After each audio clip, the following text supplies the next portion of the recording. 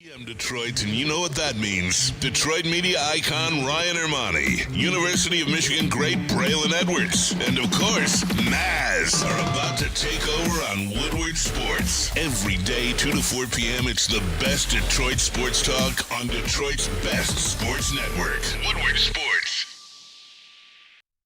Yo, yo, yo, what is up? I am Justin Satawa. This is Ermanni and Edwards. I am hosted here by my boy James. What is up? What's going on, everybody? It's Ermanni and Edwards without Ermanni, Edwards, and Maz. We got a new crew going on in the building. We got Joel over there in the sound booth. We got KG in the TD booth.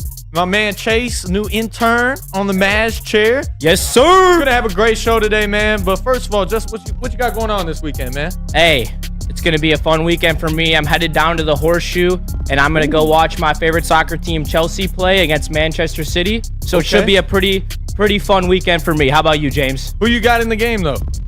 No idea. It's a friendly. So, friendly? Okay. Not all the players are playing, but honestly, I just hope we don't lose. Man City's tough, man.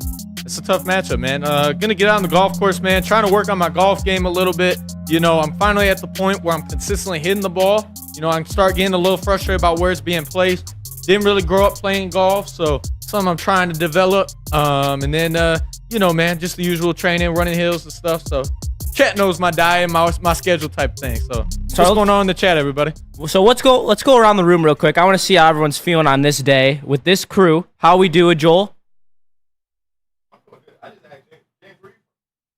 Originally from East Side Detroit, man. I grew up in East Side, Best Side, you sound country. That's why I asked. I grew up. I was born in Illinois, man. Moved to the East Side of Detroit, and then went to Grosse Pointe for high school, man. So tight. No complaints there. Chase, first time on the mic. How are we feeling? I'm fired up. I'm fired up. Just to keep it with the Woodward theme, I'm having a good time, man. I'm excited to be here. So looking forward to a good show. Yeah, well, we got a lot in store for you. KG, as per usual, holding it down. We appreciate you in the TD booth, and he's feeling a little quiet. Did you get a little food in you so you're not so quiet for this? All right. I got you. Hopefully, we can make that happen, but we had a lot of stuff to talk about. We're talking about Sharon Moore versus Ryan Day, Michigan schedule, Lions training camp, whether that be Amon-Ra St. Brown, Kevin Zeitler, or Ben Johnson. We're going to talk a little Paris Olympics, NFL Top 100, and Jim Leland retirement weekend. We got a packed show. So, James, I'm going to throw it out there. Shout out Neil Rule, but I'm going to cut the shit real quick. Okay. Oh, already? Yeah, we're gonna come out hot. We're going to cut the shit. You know we on Fox 2, right? Oh, I did not know that. My bad. Yeah. No cussing on Fox 2. Yes. No. Tighten up over there, Yeah, man. all right. Tighten up. We're tightening up over here. Just honestly, Michigan fans should tighten it up a little bit. And I know that this show don't want to hear it, but Ryan Day's and Sharon Moore's starting point is very, very similar. And I know Michigan fans love to talk about the third base thing, starting on third base. Sharon Moore's kind of got the same thing going on. Yeah. I mean, he's inheriting a national championship level roster. What do you think about that? Am I off base for thinking that there can be no more born on third base comments thrown at Ohio State? I think it's going to be a little bit different because now, as a college coach, you now have a new type of thing that you have to include as fundraising. As a college coach, part of your job is now fundraising and starting your NIL collective. So, is Sharon Moore being given the team this year? Yeah. Because most of the guys that were there are staying, as most of the staff there is staying for the most part. So, but again, new year presents new challenges. So I do think it's a similar situation, Justin, in terms of the expectations are going to be very high. Michigan fans are going to be expecting a national championship, despite the fact you're having a brand new quarterback, and despite the fact you don't have a lot of your guys on offense really coming back. Defensively on the side of the ball, I think you'll be fine. But again, Sharon Moore's specialty is on the offensive side of the ball. So I think this Michigan team isn't going to be definitely not national champions. And I don't think, before we go through this, I got a little surprise for everyone in terms of what the schedule will be this year. So let's put that schedule up, KG. Let's run through this schedule real quick. Comment in the chat what you think, what their record will be. We'll read it out loud for those who aren't watching live or watching over radio. And shout out Wolverine Wire for their graphic. That shit's fire. Shout out. So let's go through this, man. We'll go around the room with everybody, man. We got first game, That's August cake. 31st. Just skip it. That's cake. Fresno State. Joel, what do we got? I'll give a dub for that one. Chase, I'm gonna give him an early win. early win. And I'm going to assume KG got a know dub. it's a dub. All It's Fresno right. State. He already left the sound booth saying that's a dub. All right. I got to win 2, 1-0. What we got? Texas coming in to the big house. What do you got? Oh, man. This Early is loss. so tough for me. Joel's got the early loss. I got to win just because it's week 2, and it's so hard to win on the road in college. Like, just straight up. Even no matter how veteran you are, how good you are, it is extremely difficult to go on the road and win in the second week of the season. So I'm going to go Michigan here, but I don't know about it. I think. Oh, my bad. Go ahead. Go ahead, Joel. I was gonna say, I think you forgetting though. This is a team that walked in last year, week 2, into Bryant-Denny Stadium and shut up the Alabama crowd and left with an upset win. So I don't see why they wouldn't be able to do it against this Michigan roster. So that's why I see it as an early loss for that. And the year before, they should have beat them too. Not definitely, but that was at home though. Dude, Chase, come on. I'm gonna go with the real UT, Texas. I just think with Quinn Ewers, Steve Sarkisian having that offense humming again, this is like year 3 where they really have a chance to just put their foot down, and I think they should be the favorites to win the SEC. KG? KG. Give me an early loss out the gate. Texas takes that one in a close game. Okay. For the same reasons everyone's mentioned, I got Texas as well. I got Quinn Ewers being able to lead the pack, being able to win. But I got to talk about something that's really bothered me. The NCAA football game came out, right? 25. Right. You got 3 guys on the cover. It's Quinn Ewers, Donovan Edwards, and Travis Hunter. Now tell me this. Why is Quinn Ewers not the highest rated quarterback in the game? And why is none of those guys on the cover the highest rated players in the game? Like, what's up with that? Like, how is that possible? What kind of game has their cover athletes not as the highest rated player? Like, that makes no sense to me. 99. I thought Travis Hunter was like a 98 or something. No, he's not the highest. The highest rated player in the game is Will Johnson from Michigan, is a cornerback. And that's why I said he should be on the cover instead of Donovan Edwards. Okay, but he's not. I agree. But And you gotta go with the marketable names. That's really all that is. They're not gonna really be throwing Will Johnson on there and then. Okay, but let's not be too many honest. people know Keyshawn Has Donovan Edwards ever played a full season? But Donovan No. Edwards No. has games on the biggest moments in the biggest stages, making some of the biggest plays. So it's like the Ohio State games, he's made the biggest plays in that game. National championship, he started off the game that everybody is watching with 2 long touchdowns. So I'll give you that. All I'm saying, he's shown up in the biggest games, but the one thing I will say is you haven't seen him being able to stay healthy for a full season. Last year he was hurt, came back strong in the national championship game, no doubt about it. But all I'm saying is we have yet to see a full healthy season of Donovan Edwards. Same goes, as you said, for Will Johnson.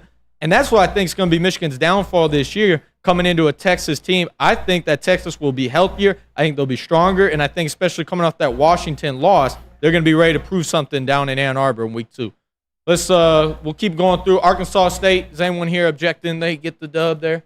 that's No. a dub. That's All right, that's a dub. All right, just keep skipping these cake games. All right, we'll go to USC, man. USC, what do you got, Justin? It's a win. USC's on a down year this year, 100%. I got a tough fought win.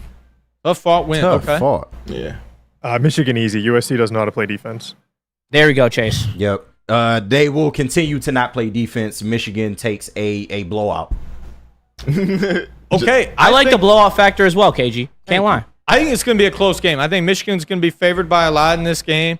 But I think it'll be a close game. I say they bring out a close one. Again, I think it will be a battle of 2 different philosophies and styles. I think USC is going to try to be airing it out. And I think Michigan's going to be relying a lot on the ground game to get this one done. And I think they'll get it done by milking the clock out. Heading to Minnesota versus Minnesota. Actually, they come into, anybody got anybody think they're losing that Easy one? dub every single year. They're not carrying the boats. No They're one's not. rowing the boat? Come on, roll the boat. Hell no. DJ Nah, Bud. we're not rowing the boat. That shit died at Western Michigan. Come on now. Come on. Potty mouth. Watch You it. have to stop cussing. Yeah. Are we rowing the boat or what? I mean, come on. You the only one rowing the boat up here. No, Shoot. What you call? Hey, number one. What's his name? Darius Taylor from Minnesota. Yeah. He from Detroit. He from Detroit. Shout Shout out. love. Shout some love. I want to row the boat, but I ain't gonna lie. That's my heart talking out my mind. I'm still thinking Michigan, but still. I honestly don't think Michigan has a lot of blowouts this year. I think it's gonna be some, like, other than like the games like Fresno State, Arkansas State. maybe the Illinois game or like Indiana, but like I think a lot of the games probably gonna be like close, just not like just steamrolling people like how they were last year. I agree with that. I would agree with that. I think a lot more teams are going to be familiar with their run style and be a lot more prepared for it this year. And again, as much as Flannel Sam hates me for saying this, they got to play somebody in their non-conference schedule. They only have 2 cupcake games this year, not 5, 6, half the schedule. So I think it's going to be interesting to see this Michigan team have to play quality competition week in, week out. So we all got Minnesota as a dub. We're going to Washington. What's the deal? At Washington. I will be at that game actually. Hey, so shout out. I cannot be giving out losses, especially because I'm honestly down on this Washington team. I don't have faith in Will Rogers as their starting quarterback. I think they're a regression candidate for sure. They lost so many players in the draft. When you're a university like Washington, where you make the playoff one in every millennium, it is not. You cannot be calling your shot like you're going to do it again. Like they're going to have some serious regression, especially after losing critical offensive linemen, critical receivers, the quarterback. You just can't replace that much on offense. Yeah, no, I think I think this is definitely a dub for Michigan. I'm going with Michigan. We've seen Michigan replace Jim Harbaugh with Sharon Moore last year. We have yet to see what this Washington Huskies team will be without Kalen DeBoer. Yeah, Washington lost entirely too much. Michigan for the dub. I mean, replacing the coach is a lot. Way too much turnover. Yeah. Again, it is tough to go with. Here you go. I'm just saying. Here you go. Ooh, I'm just saying. I Come think on, Washington is Power going to pull it out, man. I'm You just crazy. saying. Hey, And this KG. is why I say this. They will be the best defense in the country by this point. I think Washington is going to be very strong. It's hard to go up to Seattle, a new environment to go out there and play. I'm just saying, I don't know if Michigan's going to be able to adjust playing on the road, remember. Again, if this one's in Ann Arbor, I got Michigan as well, but this is at Washington in Seattle. I think Washington does enough to get it done. Yeah. Again, new coaching staff. I hear all that. But again, I think Washington's downfall last year was that team was built too much on Michael Penix and Romeo Odunze. And I think that's why Michigan was able to win that game, was they were being able to lock in on those guys.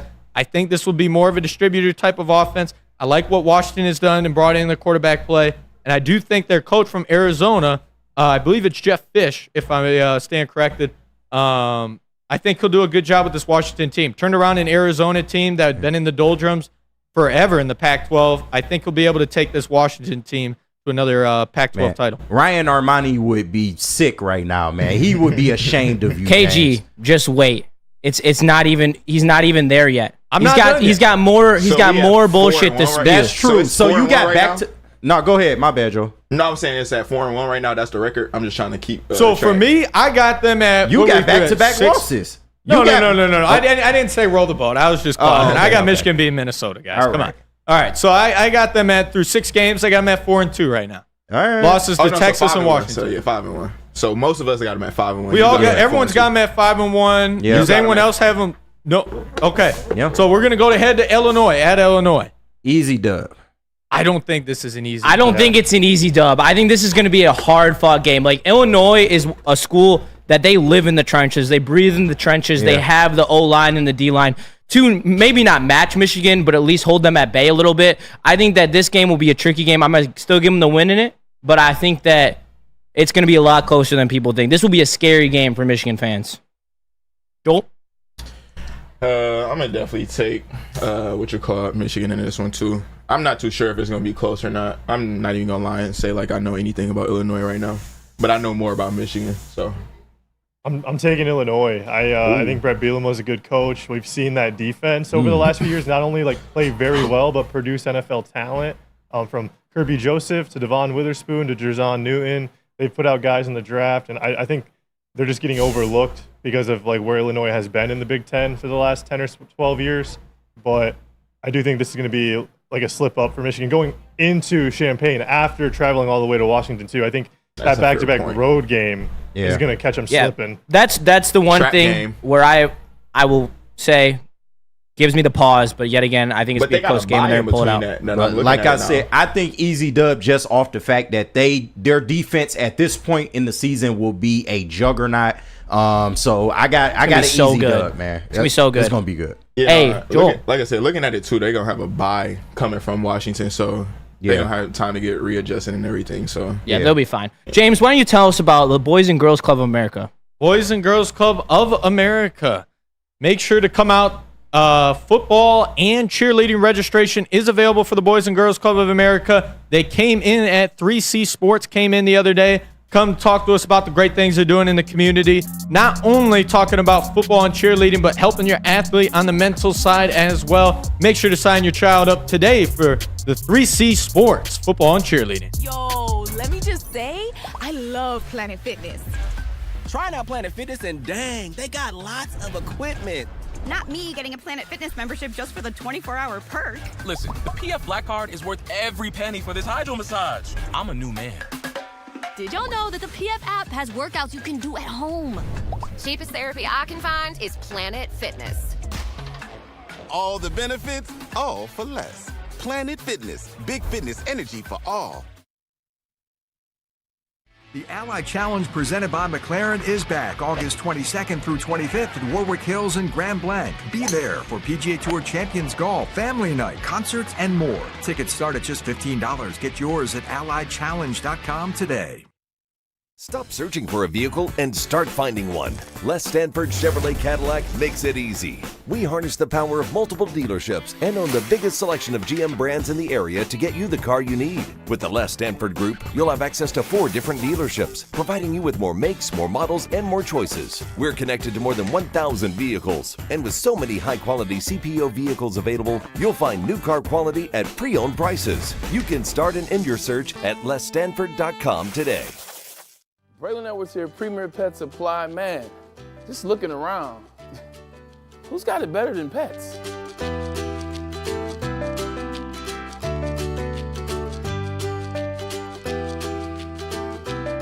Come on, a baby stroller for Coda?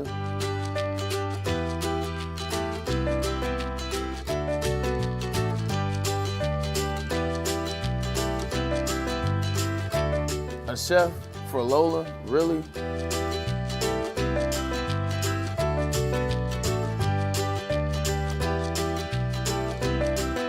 You don't have to tell me who the real boss here is. Who's got it better than pets? Nobody, especially here at Premier Pet Supply. For over 30 years and more than 13 locations, Premier Pet Supply has everything that your pet can dream of. And guess what? It's all under one roof. Premier Pet Supply, family owned, operated, and proud to call Metro Detroit home. Check out premierpetsupply.com or scan the QR code today. Who's got it better than pets? Nobody! Dreaming of a new home but feeling a financial pinch? Mark White & Associates, your trusted real estate experts, are here to help. Mark White and his team will pay up to $5,000 of your closing costs. That's right, I just said $5,000. Call Mark White & Associates today at 248-290-8242 or visit the team at markwhitesells.com. Again, call Mark White today at 248-290-8242 to make your dreams come true.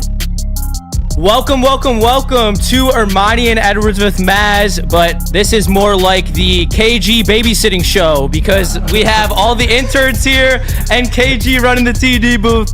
We appreciate you, KG. But let's go around the room. We got James, we got Joel, and we got Chase. Yo. Welcome to the building, Chase. We appreciate you being here.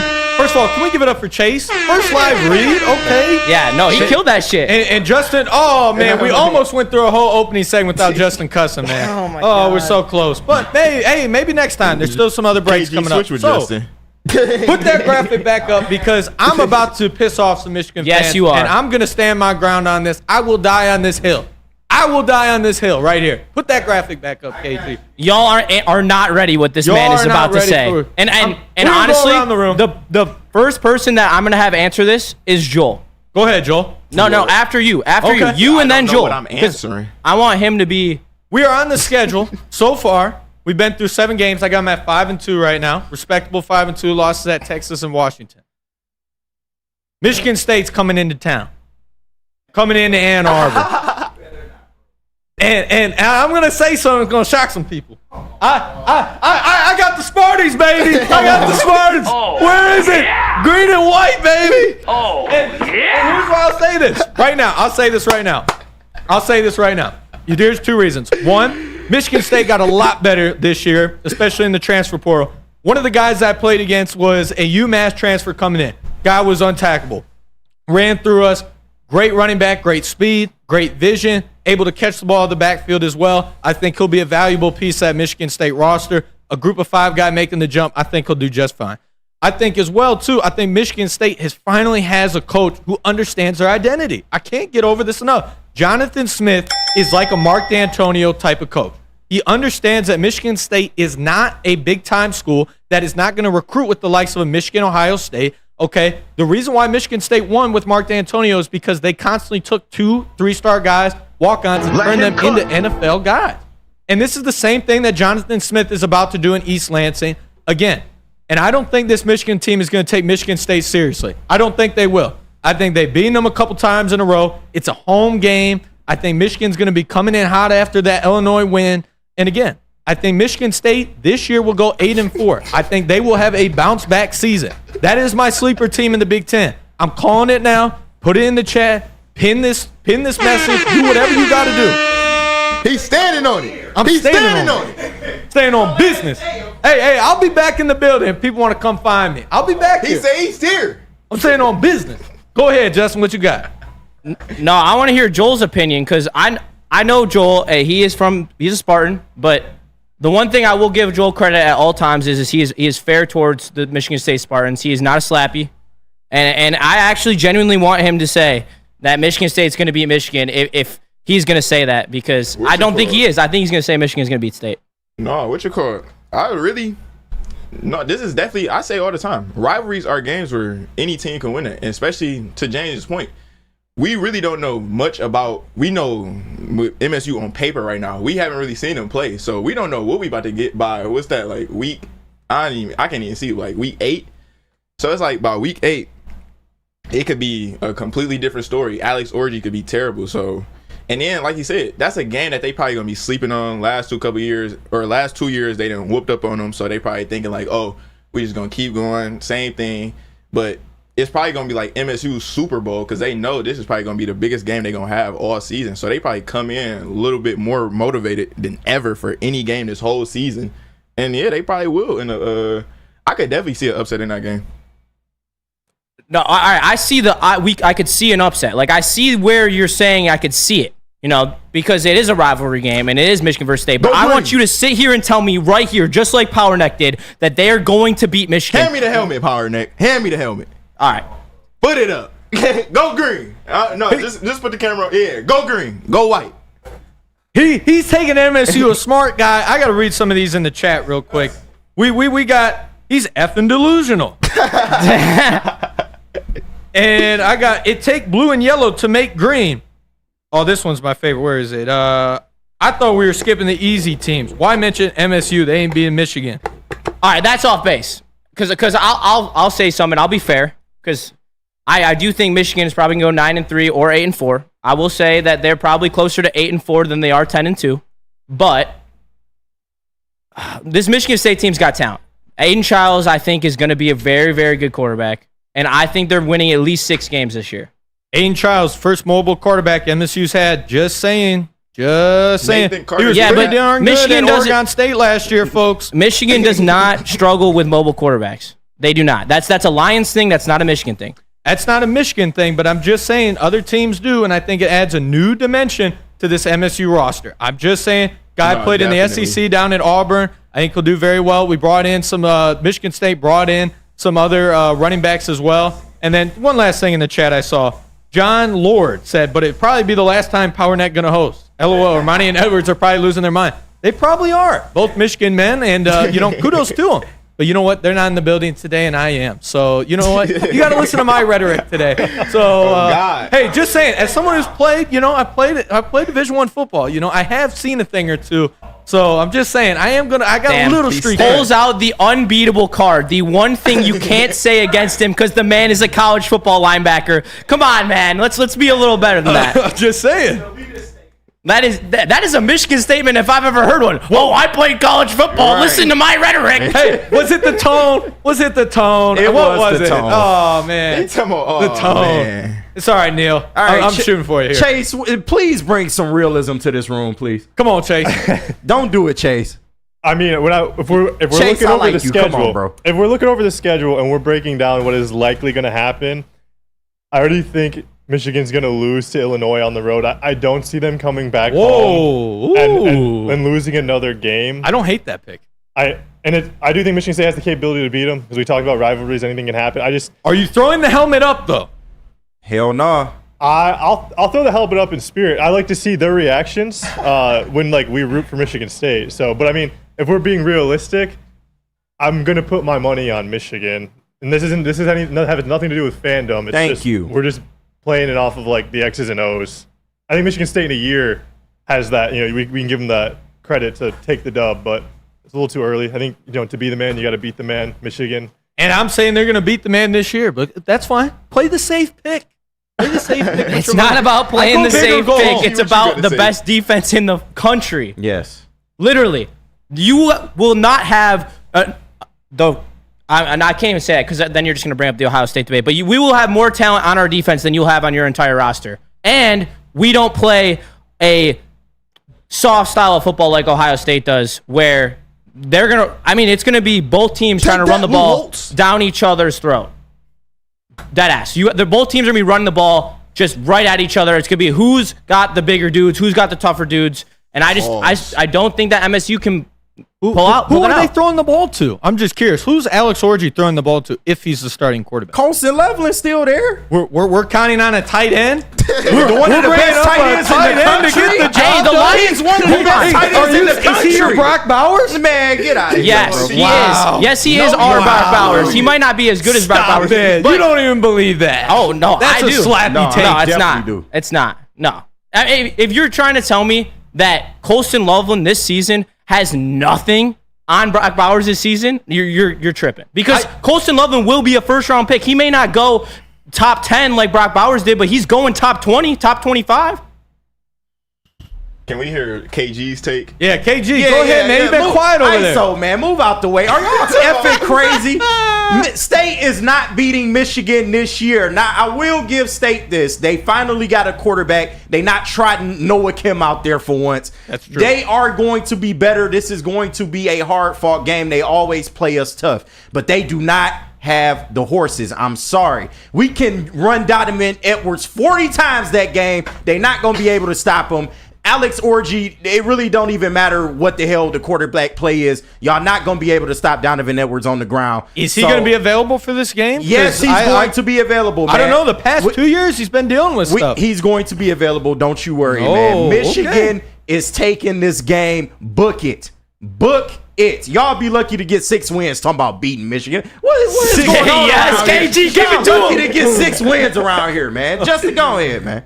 Yeah, well, that's going to take us into our next break. So why don't you tell us about Planet Fitness? Planet Fitness, a fitness that fits your budget. No matter what, there are Planet Fitnesses close by, more than 50 in Metro Detroit, and thousands more throughout the world. Planet Fitness, you'll experience a squeaky clean gym and tons of equipment, friendly, knowledgeable staff, and a totally judgment-free atmosphere. That's what I said, judgment-free atmosphere. Get your pump in, get your workout in, okay? It's a place I go. Love to go there for my training. It's cheap, it's affordable, and it's got everything you need. Planet Fitness, place to go.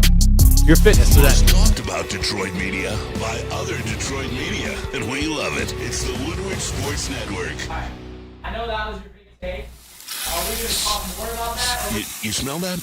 That's Brad Holmes cooking, and the off-season smells good. Woodward Sports.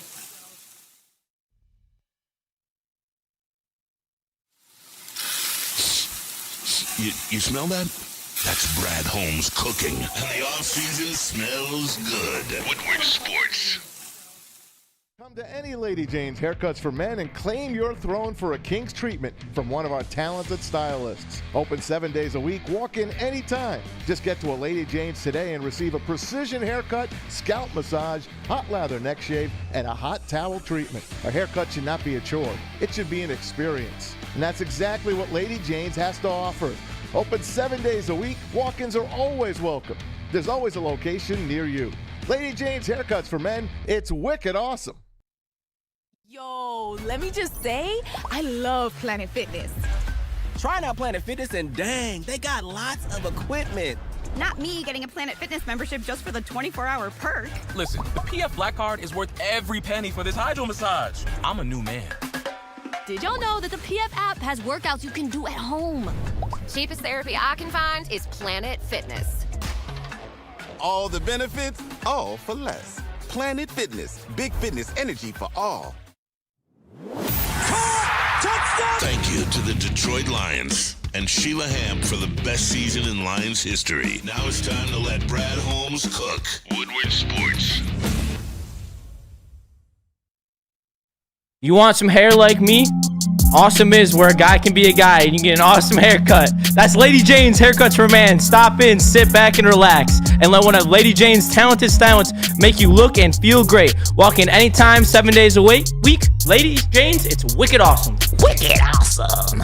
I got to give a shout out to Dante151. Watch Alex Orji will get drafted in the 5th round in the 2025 CFL draft. Oh, LOL, wow. He's kidding. Relax. But I think Michigan State will be a close game. Thank you, Dante151. I appreciate that, man. With some sense, it's going to be a close win. I'm not saying it's a blowout. I'm not that much of a slappy, but I'm just saying I do think this Michigan team will underestimate him coming into the game. And again, I don't think Michigan has anybody to throw the ball to.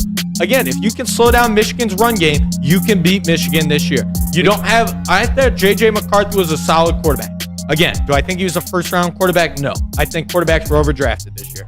I think that was a consistent basis. But we can agree on that. Quarterbacks were overdrafted. He wasn't just a guy that just handed off the football. But again, on 3rd down, J.J. McCarthy was money. I don't think Alex Orji has that type of precision passing to be able to win those and throw those in those tight windows. So therefore, when a team stops Michigan's run game, I think Michigan's really going to struggle this year. That's a wait-and-see type thing because you can't be making those type of claims right now. In terms of the fact, you don't know what Alex, you're not, holding him in the bathroom where you know exactly what he's doing on a day-to-day basis, and you can go into his head and know that he's going to succeed in college football. Well, there's a reason why they brought in a 7th-year transfer, a couple other transfers in there. If they felt do that every year, their guy. They do that every year, though. The last couple years, we've brought in someone who's a 7th year. We brought that guy in from Texas Tech to back up JJ. It is what it is. I mean, you want someone who's serviceable back there if you're not going to go with your star. But let's go through the schedule, though. Wait, hold on. We didn't even intro the show. Okay. Right. And talk to him, Justin. I want to hear what you got to say. Well, first of all, welcome to Ermanni and Edwards. This is the KG babysitting hour now because we're all here. We're all ready to go. They're getting on my nerves already talking this Michigan State BS. Go ahead. Here on Mark M, E and E are gone, and all of a sudden, State are world beaters. Literally, this show is acting like Michigan State is the second coming of Jesus Christ. I swear. Jonathan Smith is a great coach, and I will say that straight up right here, right now, and I'm excited for what you guys will do in the next couple of years. And that you guys will reignite this rivalry as Michigan and Michigan State both being high-level teams in the Big Ten. That ain't this year. But it ain't happening in the first year. Damn right. Straight up. Come on. They might squeak past Michigan, and they might win that game. They might do it. I'll tell you that straight up. Especially coming off back-to-back road games. I know they have a bye in there, but... Do you think Michigan State's bowl eligible this year? Yes.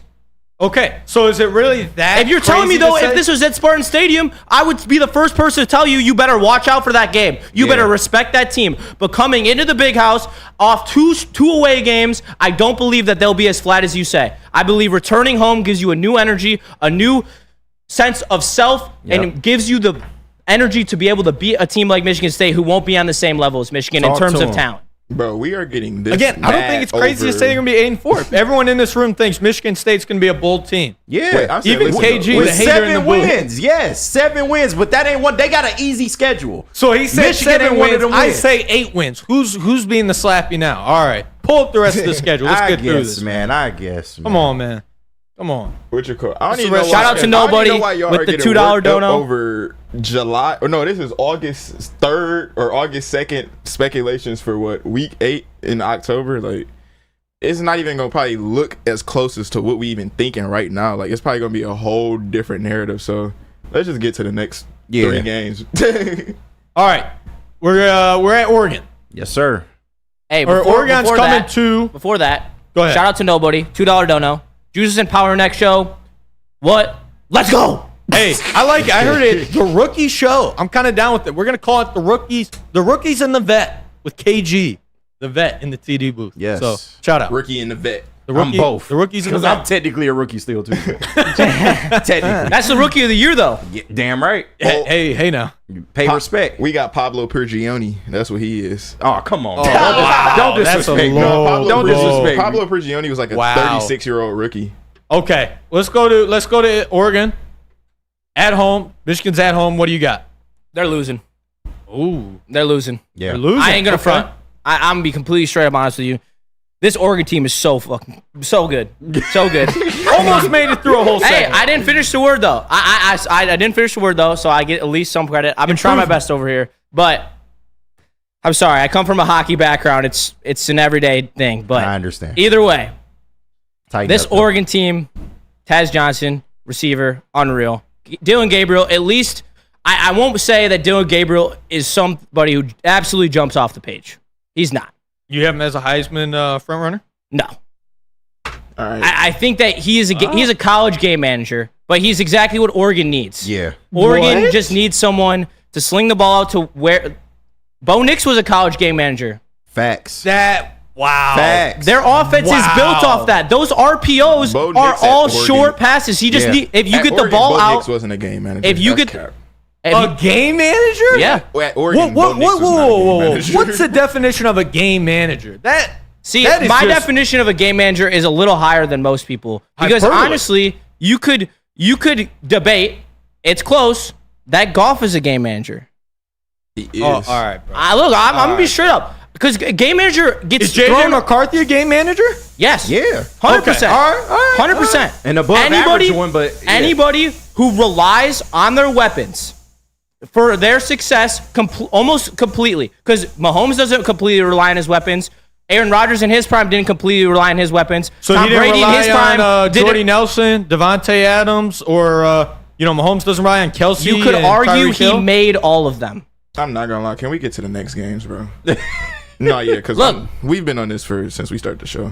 I know, but we keep finding subtopics to it. I mean, chat's involved. That is crazy that calling Dylan Gabriel a game manager. I mean, what was he 7-6 at Oklahoma last year? You cannot be 7-6 at Oklahoma and not be a game manager when you have that level of talent. They had a good defense. That collapse was almost single-handedly on him, like straight up. Like I don't think that Dylan Gabriel is deserving to be in the same conversation as guys like Carson Beck, Jalen Milroe, and Jackson Dart. All of them are way better quarterbacks than him, and he's also been in the league for 7 years now. Like he is a 7-year starting quarterback. At what point are you a game manager? You can't even move on to the next level. I mean, Bo Nix was a 6th-year guy. All I'm saying is, though, if you're drafted in the first round, you can't be a game manager. Okay, we're going to see how successful he is in Denver. Let's see how But you just said he was overdrafted. I said, okay, I think Bo Nix should have gotten a second-round grade. I have no issue with saying that. I think Bo Nix will do really well in the Sean Payton-led offense. Okay. I do think he's similar to a Drew Brees in terms of the way he plays the game. I like that comparison. I do think, again, Bo Nix, if you want to argue Dylan Gabriel that's fine. I think he'll have an outstanding year this year. I don't think he'll win the Heisman, but I think he'll be he'll be a top 5 quarterback in the country this year. I don't know about top 5, but look at the weapons he has around him. going to the playoffs. Oregon has bought their team. Again, so I also have Oregon winning this game as well. I think, or actually, I take that back. I'm sorry. I have Michigan winning this game. I do. Okay. I have Michigan winning this game. It's a home game. I think the differing styles of play will work in Michigan's favor. I think they can run the ball, play ground control, and win this game. So I actually have Michigan winning this one. Interesting. Joe. Lost. Next. Chase. I'm going with Oregon. I like Dan Lanning as a coach. Okay. Yeah, definitely Oregon. This is going to be a shootout, and Michigan's going to come out on the wrong side of it. It is what it is. Give me Oregon. All right, Indiana and Northwestern. Does anyone have Michigan losing to either team? No. Okay, I don't either. Let's get to the big one. Let's get to the big one. I'm moving. I'm going over to you, Jesus. God. What do you have at Ohio State, man? Ohio State. Wow, Justin. Don't look over here. Wow, Justin. Don't look over That's here. right. Talk about Cover the your finesse face, play man. of Ohio State, not even taking his team. Wow, that's crazy. Look, I'm a realist. Unfortunately, I ain't a slappy who thinks that Michigan State's going to beat Michigan. So you have them at 3. Who wins EMU? It's at OSU. Like, come on now. Like, you're not going to go in there every year and win. And I don't know. I don't love the idea of a first-year starting quarterback going in there. And even if you bring up JJ and his first time, he went down to the shoe. I didn't have the utmost faith then either. I thought they were going to win. I thought they were gifted enough to win. But without Corum and JJ going in for this first time and they still have pulled out a dub, it was amazing to me. So I'm going to get put on blast for this. But yeah, right now, before seeing any football being played. Yes, your answer can change. Without seeing any football being played. If Michigan's offense comes out, shows me life immediately, I will flip so quick, it will be a light switch. You won't even be able to react to it. Okay. But as of right now, there is more proven at Ohio State on both sides of the football, which that's important because their offense is going to be good this year. They didn't lose offensive linemen. They only lost Marvin Harrison. They still got Emeka Buka. They brought in Jeremiah Smith. Will Howard's a very good quarterback. Do not let that be fooled. Will Howard is a better quarterback than Dylan Gabriel. Current leading passer in college football right now, the active leader in college football. I don't hate that take. I think it's hard to win it at the Horseshoe. Again, I think Ohio State, this is the year for them to win it. Ryan Day is in his 4th year coaching. Every year, Ohio State has been in the college football national championship conversation. I say this is the year they get it done. They beat Michigan at home. And I think Wolverines may or may not get in this year, depending on the other teams in the playoff. But I'll leave it to you, Joel. Who you got? Ohio State. I ain't gonna do too much talking. This game is in November 30th, so I haven't seen a single snap from either team. So Ohio State. Chase. Come on. Oh, we got Buckeyes around the room. I gotta be the realist in here. Be the realist. Listen, man, just because you pay for a team does not mean it's going to work. That's true. And I'm looking at it's going to be so Michigan doesn't pay for their team? I understand, but I'm just saying. I'm just making sure. Ohio State has spent top dollar on their team this year. Now, it is going to be a dogfight. It's going to be an ugly game, mostly defensive game. It's not going to be the offensive game people think it is. Now, Ryan Day is coaching for his job. This is probably the most important game aside from the playoffs. I don't even think what he does in the playoffs matters. This is his Super Bowl. I'm trying to tell you, listen, the donors of Ohio State have sent Urban Meyer and Jim Tressel out there to put pressure on Ryan Day this year to get it done, man. And if he doesn't get it done, which he has a history of not doing, I feel like he might be on the hot seat and damn near fired after this game is over. Michigan in a close victory. I just don't see it, man. They going into the shoe and they gonna do it. So you're an Orgy believer, or do you think someone else will start this season for the Wolverines? Orgy's in the end zone. Wow. Well, start with. But.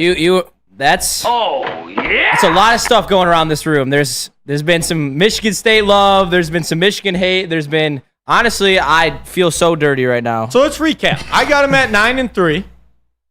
I thought you had him with 4 L's. Yeah, I thought you said 8-4.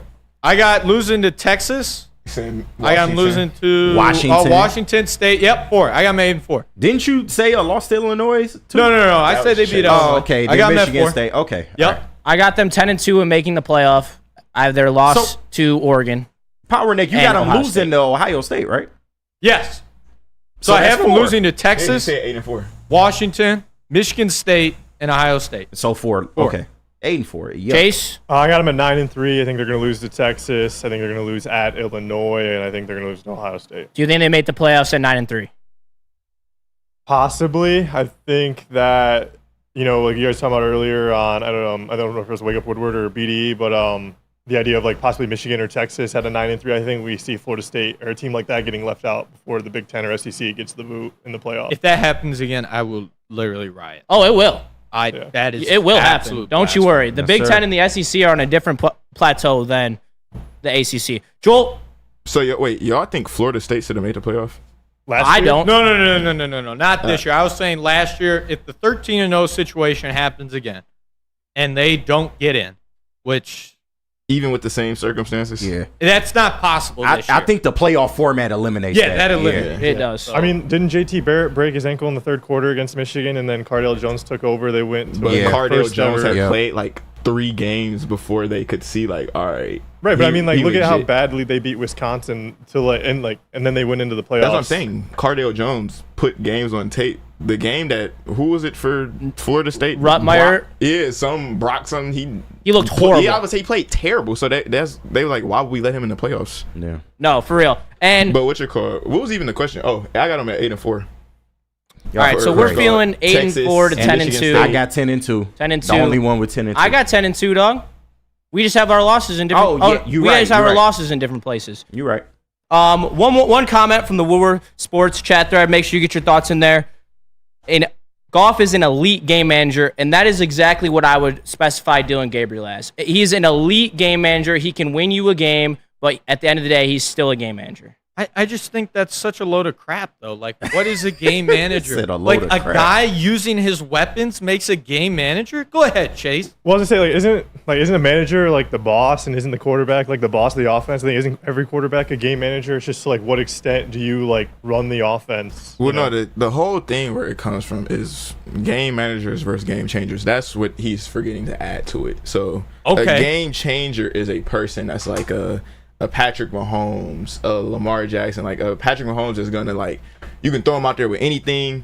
He gonna find ways to improvise. He gonna scramble around, make plays. But like a dude like Alex Smith, he not gonna really like. Alex Smith was a good quarterback, a good serviceable quarterback who's gonna be able to win you games, but he's not gonna be able to do too much outside of the confines of the system. Like, Okay. you get what I'm saying? I get what you're saying, Yeah. but okay.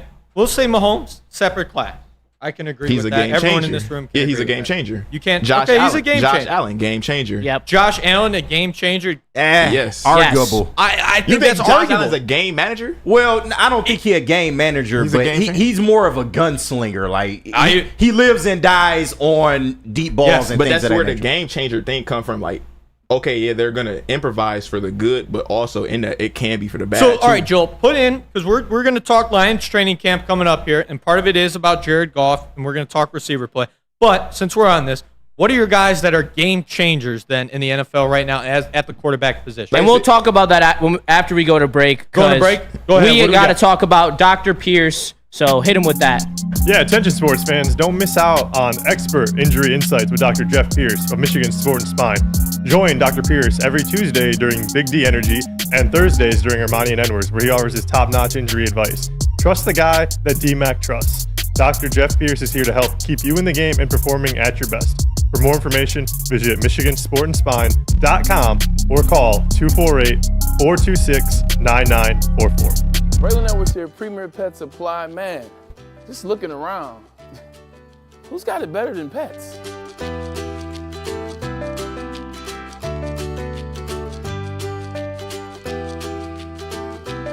Come on, a baby stroller for Coda?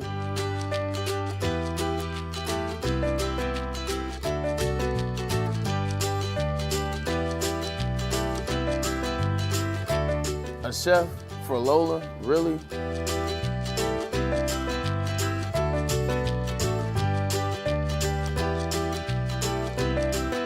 You don't have to tell me who the real boss here is. Who's got it better than pets? Nobody, especially here at Premier Pet Supply. For over 30 years and more than 13 locations, Premier Pet Supply has everything that your pet can dream of, and guess what?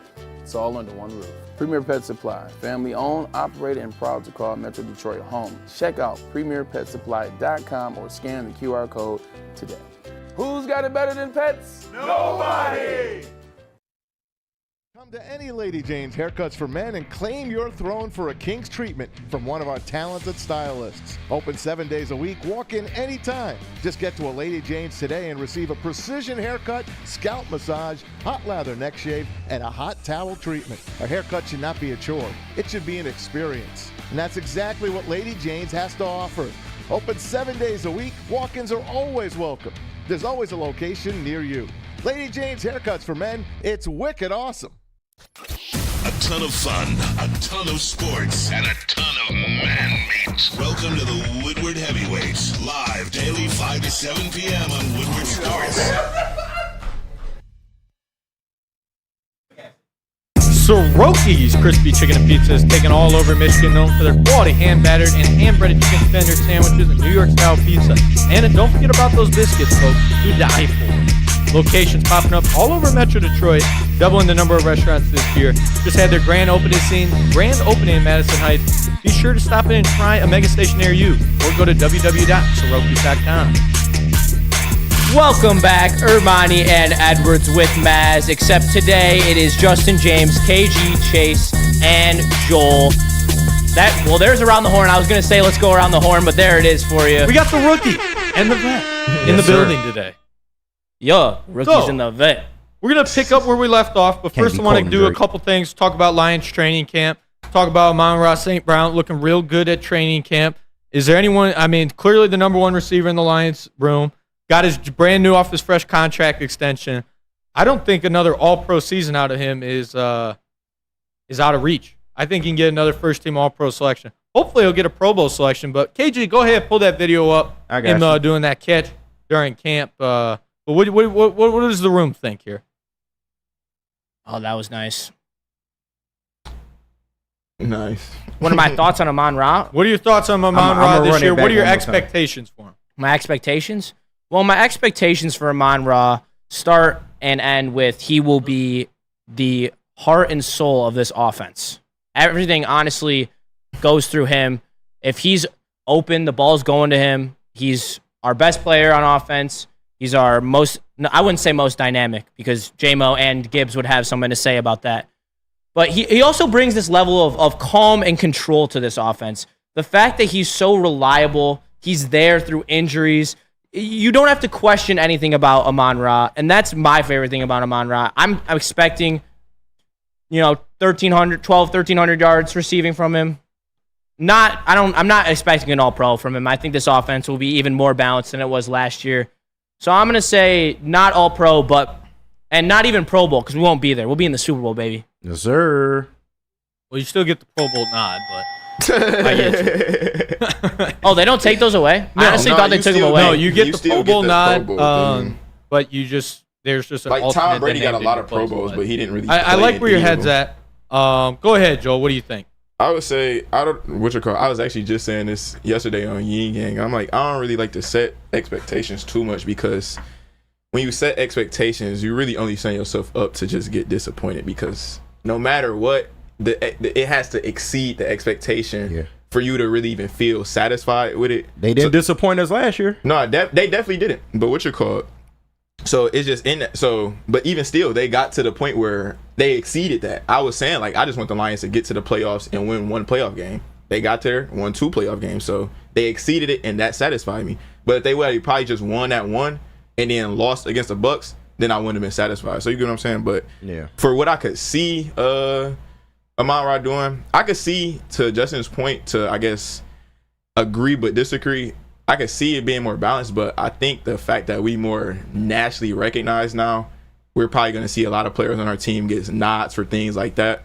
Is he above or below 1,500 receivers? 1,500, he probably below. 1,500 is a lot of yards. That's aggressive. Yeah, that's a lot of yards, especially for his type of play style, like more at the sticks, not too deep down the field, just more of a possession receiver.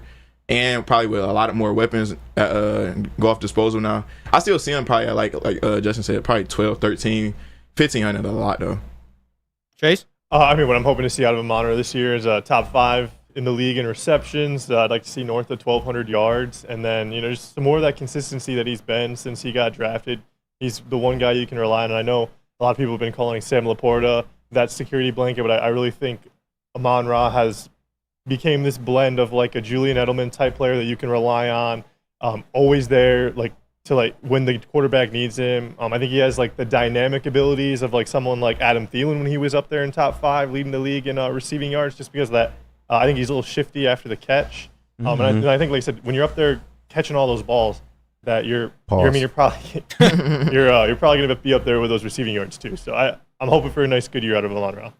KG, what you got? Oh, my boy Sun God, man. I think he's in the 1,300 range this year, because of those couple hundred yards will go to J-Mo. And I expect him to have double-digit touchdowns again, man. They're going to find ways to get him open in the red zone. He is a beast at breaking open like zone coverage, finding the holes in the zone, and just getting those yak yards, man. So I got him at 13 some odd yards and double-digit touchdowns. I think everyone around the room kind of agrees. I agree. 1,300 yards. I think he'll be at 8 or 9 touchdowns. I think his game kind of reminds me a little bit of an Antonio Brown. Just his ability to create separation, kind of a smaller receiver. Can, as we saw in the clip, make toe tap catches on the sideline. Very good in late game situations. Just finds a way to get open. Doesn't blaze you away with his speed necessarily, but knows how to change speed. And I think that's very important as a receiver. I will offer a couple of different comparisons. Probably like Hines Ward, maybe like I like that. He's a better receiver than Hines Ward was. No, I was just about to say, what you call who else? Really? I just like a better actual receiver. I just blanked on it real quick. Dang, I just forgot it that quickly. But it was somebody else I was about to say that he kind of reminded me of. I can't even think of it. If I think of it, I'll say it. But Hines Ward definitely. Yeah, it's a good comparison. Steve Smith. Yeah, that's a good one right there. Steve was a different breed, man. Because Steve was able to line up on the outside and the inside in the slot. And on top of that, Steve was just a different play outside. I was just about to say, he was just a different type of physicality, though, man. There was a different types. Just different body type. I get it. Steve was just not flying across the field. It was just a different route tree, though. I like the Hines Ward comparison better. Steve Smith is like 5'10". Yeah, I don't think it's that far off. I think they have the same feistiness. 5'10". Just saying. So I don't think it's that far off. Look, we're gonna get what you mean, though. Yeah, I mean that's all I'm saying. But let's get to we'll talk a little Tigers talk. Jim Leland number retirement coming on tomorrow, and also be Sunday. So over this weekend up at Comerica. Does anyone have a favorite Jim Leland memory? Oh, 100%. I mean, it's got it for me. I would say it's 06, but I can't say that I remember that. Frame per frame. I was 6 years old. I was at the game though. So. But in 2012, when we beat the Yankees in the ALCS, I was at that game, and it was special. Anybody about to cry? I mean, no, I would you cry? I don't got an issue with crying. If you're a man, you can cry. right, man. We show our emotions up here, man. No, I ain't gonna lie. Crying on here would have been crazy, dude. I cried straight up. I cried when Michigan won the Natty. Yeah, that ass. Yeah. But being there, I cried. It was one of the most emotional moments of my life with my dad. Shout out my dad. He's in chat. But I would too if I wasn't going to win another one for 25 years. Go ahead, Joe. Here we go. Go ahead. That's below the belt. But all right, I mean, let's be honest. It's all this hate, man. What we got? Jim Leland memory. Oh, Jim Leland memory. I don't really got too. I was about to say you a young boy, Jim Leland memories, but like from those Tiger teams, I definitely do. Probably like. I don't know. I more so got like specific memories of just certain players that I was like fans of, like Curtis Granderson, Prince Fielder, Maggie Ordonez. Yes, sir. Players like that. So just the Jim Leland era, basically. I mean, a lot of the same as like what Joel was just saying. I know Jim Leland with like the thick mustache and just like the pack of heaters, but I have more memories of like Maglio Ordonez. Smoking them cigs in the dugout. Yeah. So how do you have memories of Maglio Ordonez but don't remember Jim Leland? I'm confused. James out for blood today. Well, he was the manager of those teams. That's what I was just about to say. He was the baseball manager. Come on, bro. He's not playing in the game. I get you. But I was just saying a memory from that era. So you can bring up like an He's gone mad with power, y'all. I think the walk-off Maglio hits is like way more memorable than just like the image of Jim Leland's poor profile in our face. Like, okay. He's putting the power in Power Neck. For real, y'all man. relax. You're a little aggressive up there, man. He was about to jump at Chase. But at least for me, of course, 06, I remember them, putting Jim Leland on their shoulders, man, after the Mags home run. It was absolutely amazing. But 2012, I was actually working at Comerica Park. I got to see the ALCS win and the World Series. Still sore about the World Series, of course, but I will always remember that ALCS victory, just how much joy was in the stands. And that team was absolutely stacked. and loaded to this day. I still don't. Well, I do understand it was the 6-day rest. It got them both times. But man, if we had solid relief pitching, the Tigers would have been World Series champs in 2012. So it is what it is, but a great moment. And shout out to Jim Leland, man, for creating that. What job was you doing at? I was a vendor, man. Oh, type. I was selling beer, hot dogs, you name it. I was selling it all, man, making good money. You know who's Use the that best voice, Good KG. money. You know they got that voice for the vendors. Hit us with it. Damn, I gotta go back in the bag. Let's see. I wasn't saying hot dogs. I was putting a little umph on it, man. I was like, hey, you know I got your dogs here. You know, I stand in people's way like intentionally, like, hey, bro, you know you hungry, bro. Come get this hot dog. Pause. No, can you take it all? Speaking of coming to get your dogs the best. Let me hear about Premier Pet Supply. Yeah, I mean, give your pets the best. Premier Pet Supply is hands down Michigan's best pet store. Same prices and all the same conveniences as the big box or online retailers. One major difference, though, they are family and locally owned and operated for over 30 years. Over 60 brands of foods with nutrition experts to help you. Same day, local, curbside, and home delivery. Premier Pet Supply. Give your pet the best. www.premierpetsupply.com. Stop searching for a vehicle and start finding one. Les Stanford Chevrolet Cadillac makes it easy. We harness the power of multiple dealerships and own the biggest selection of GM brands in the area to get you the car you need. With the Les Stanford Group, you'll have access to 4 different dealerships, providing you with more makes, more models, and more choices. We're connected to more than 1,000 vehicles. And with so many high-quality CPO vehicles available, you'll find new car quality at pre-owned prices. You can start and end your search at lesstanford.com today. Yo, let me just say, I love Planet Fitness. Trying out Planet Fitness and dang, they got lots of equipment. Not me getting a Planet Fitness membership just for the 24-hour perk. Listen, the PF Black Card is worth every penny for this hydro massage. I'm a new man. Did y'all know that the PF app has workouts you can do at home? Cheapest therapy I can find is Planet Fitness. All the benefits, all for less. Planet Fitness, big fitness energy for all. The Ally Challenge presented by McLaren is back August 22nd through 25th at Warwick Hills and Grand Blanc. Be there for PGA Tour Champions Golf, Family Night, concerts, and more. Tickets start at just $15. Get yours at allychallenge.com today.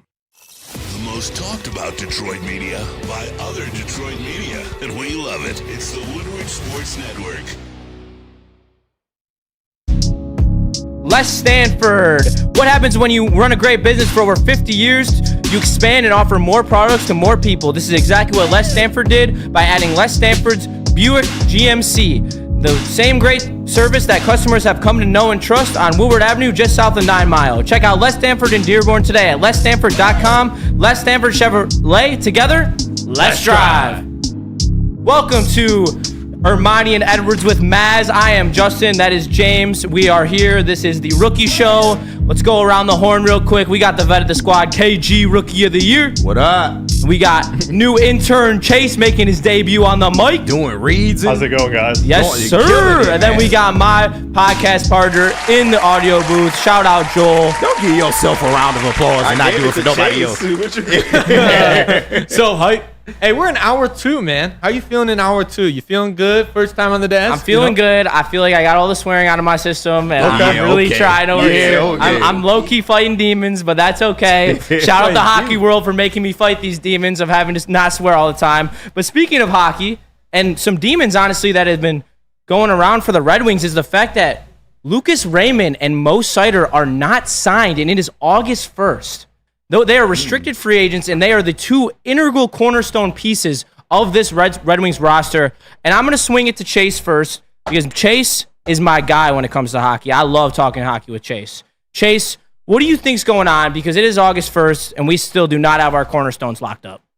I think they're just ironing out the details. I think honestly, we're probably going to get a nice deal on these guys. At least that's what I'm hoping for. The way Ottawa locked up some of their younger guys for longer term deals. I'm hoping we can save a few million on the cap. But I have all faith in Yzerman. Whatever Stevie wants to do, I'm fully behind him. I'm not going to question or doubt anything he does. So not worried. Looking forward to the season. First time in the playoffs in a long time. And that winged wheel is going to be coming to your city here soon.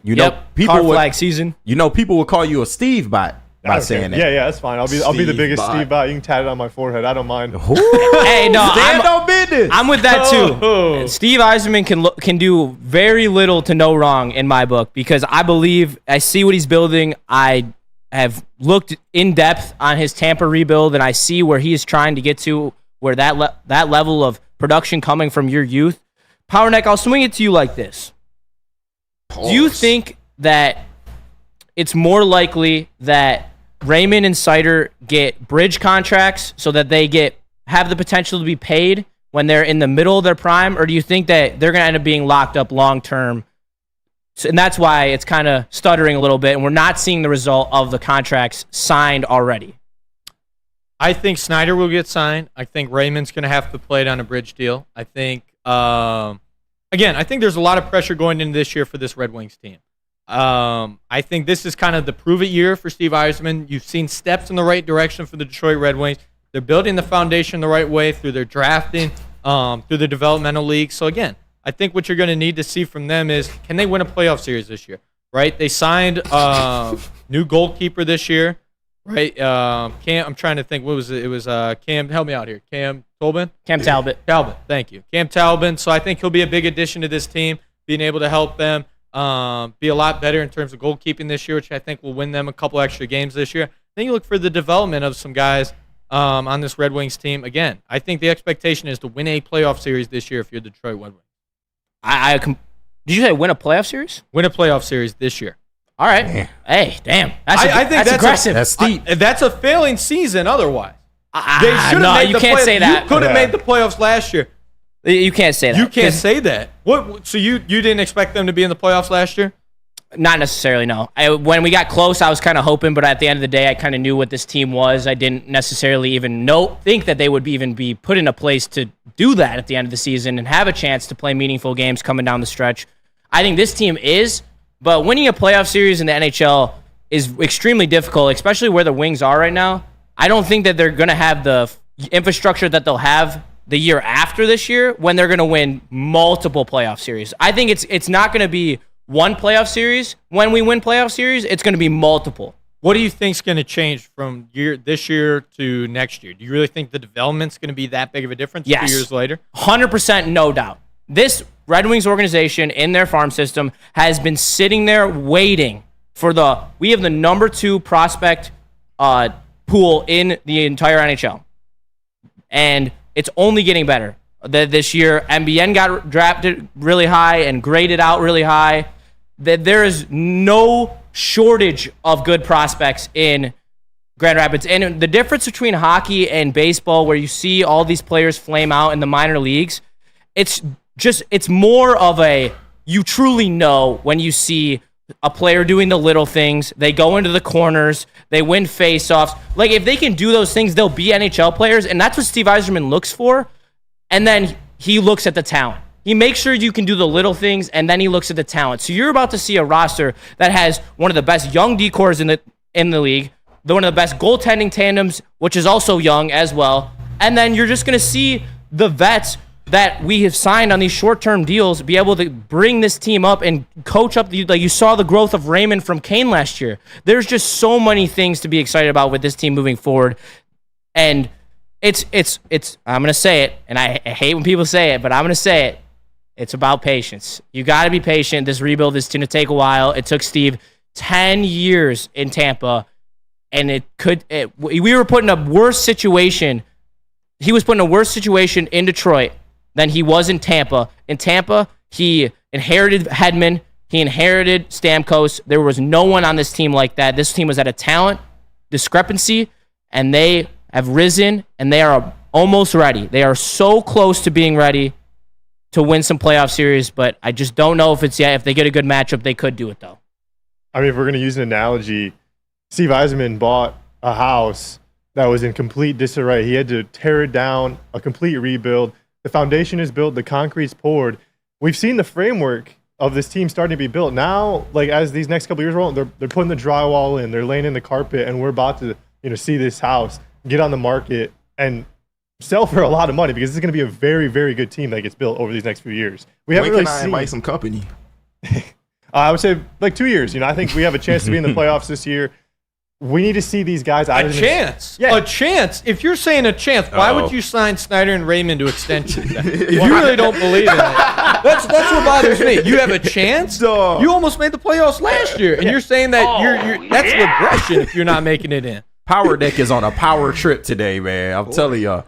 There's no regression. I'm asking these hockey guys. I know. I respect your guys' hockey knowledge. I've heard you guys talk hockey. I respect it. I'm not going to be oblivious to say you guys know more about it than me. But it's hard for me to say a season is a success if you're barely improving on, if you're literally doing the same thing you did last year and not making the playoff. Like, that's not a successful season. Well, shout out Sean Belesian, because that's my guy. Shout out. Shout out Sean. Love Sean. And he brings up the great point of Montreal and Buffalo are doing the same thing the Red Wings are doing.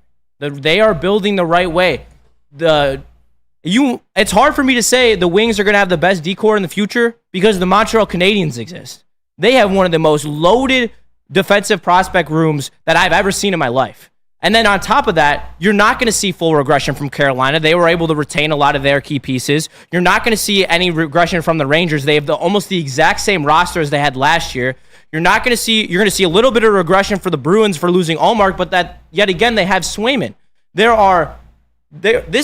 This Eastern Conference will be brutality. This isn't making the playoffs in the NBA where you can have a losing record and make it in. This is the NHL. This is ridiculously hard. And you saw last year, we had more wins than the Capitals. But because of stupid ass rules, we didn't make the playoffs.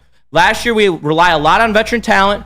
This year, we got rid of that veteran talent to rely on our young guys. We're going, honestly, almost full youth movement this year. You're going to see 5 to 6 players pulled up from Grand Rapids this year to play significant minutes on this roster, and that if they miss the playoffs, but they give them their time and they show real flashes, true flashes that they're going to be stars, because there are stars down there.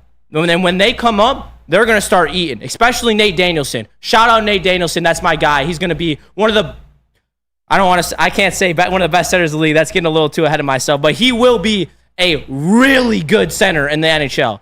And it's just tough. If they show real progression with the youth, I'm willing to sacrifice losing it in the first round of the playoffs to have the youth progress. Because we're talking about winning Stanley Cups here. I'm not talking about winning playoff series. I want to win Stanley Cups. I could Christian development. Okay, I can get on board with that. I can see where you're coming from. But let's transition. And one of the beauty things of the rookies and the vet is I know there's a lot of people in the chat that want to talk hockey. Oh, you know what? We got that on the show today. So I just want to give a shout out to the people in the chat. But you know who we also need to give a shout out to? Who? Guardian Alarm. Guardian Alarm. Tell them about Guardian Alarm, KG. I got you. Guardian Alarm, man. Listen, when you see that black and yellow sign in front of someone's house, it tells the bad guys one thing and one thing only. Stay out. Damn right, man. Hey, our professional technicians take the time to recommend security and automation solutions specific to your needs. 24/7 professional monitoring. Call us anytime.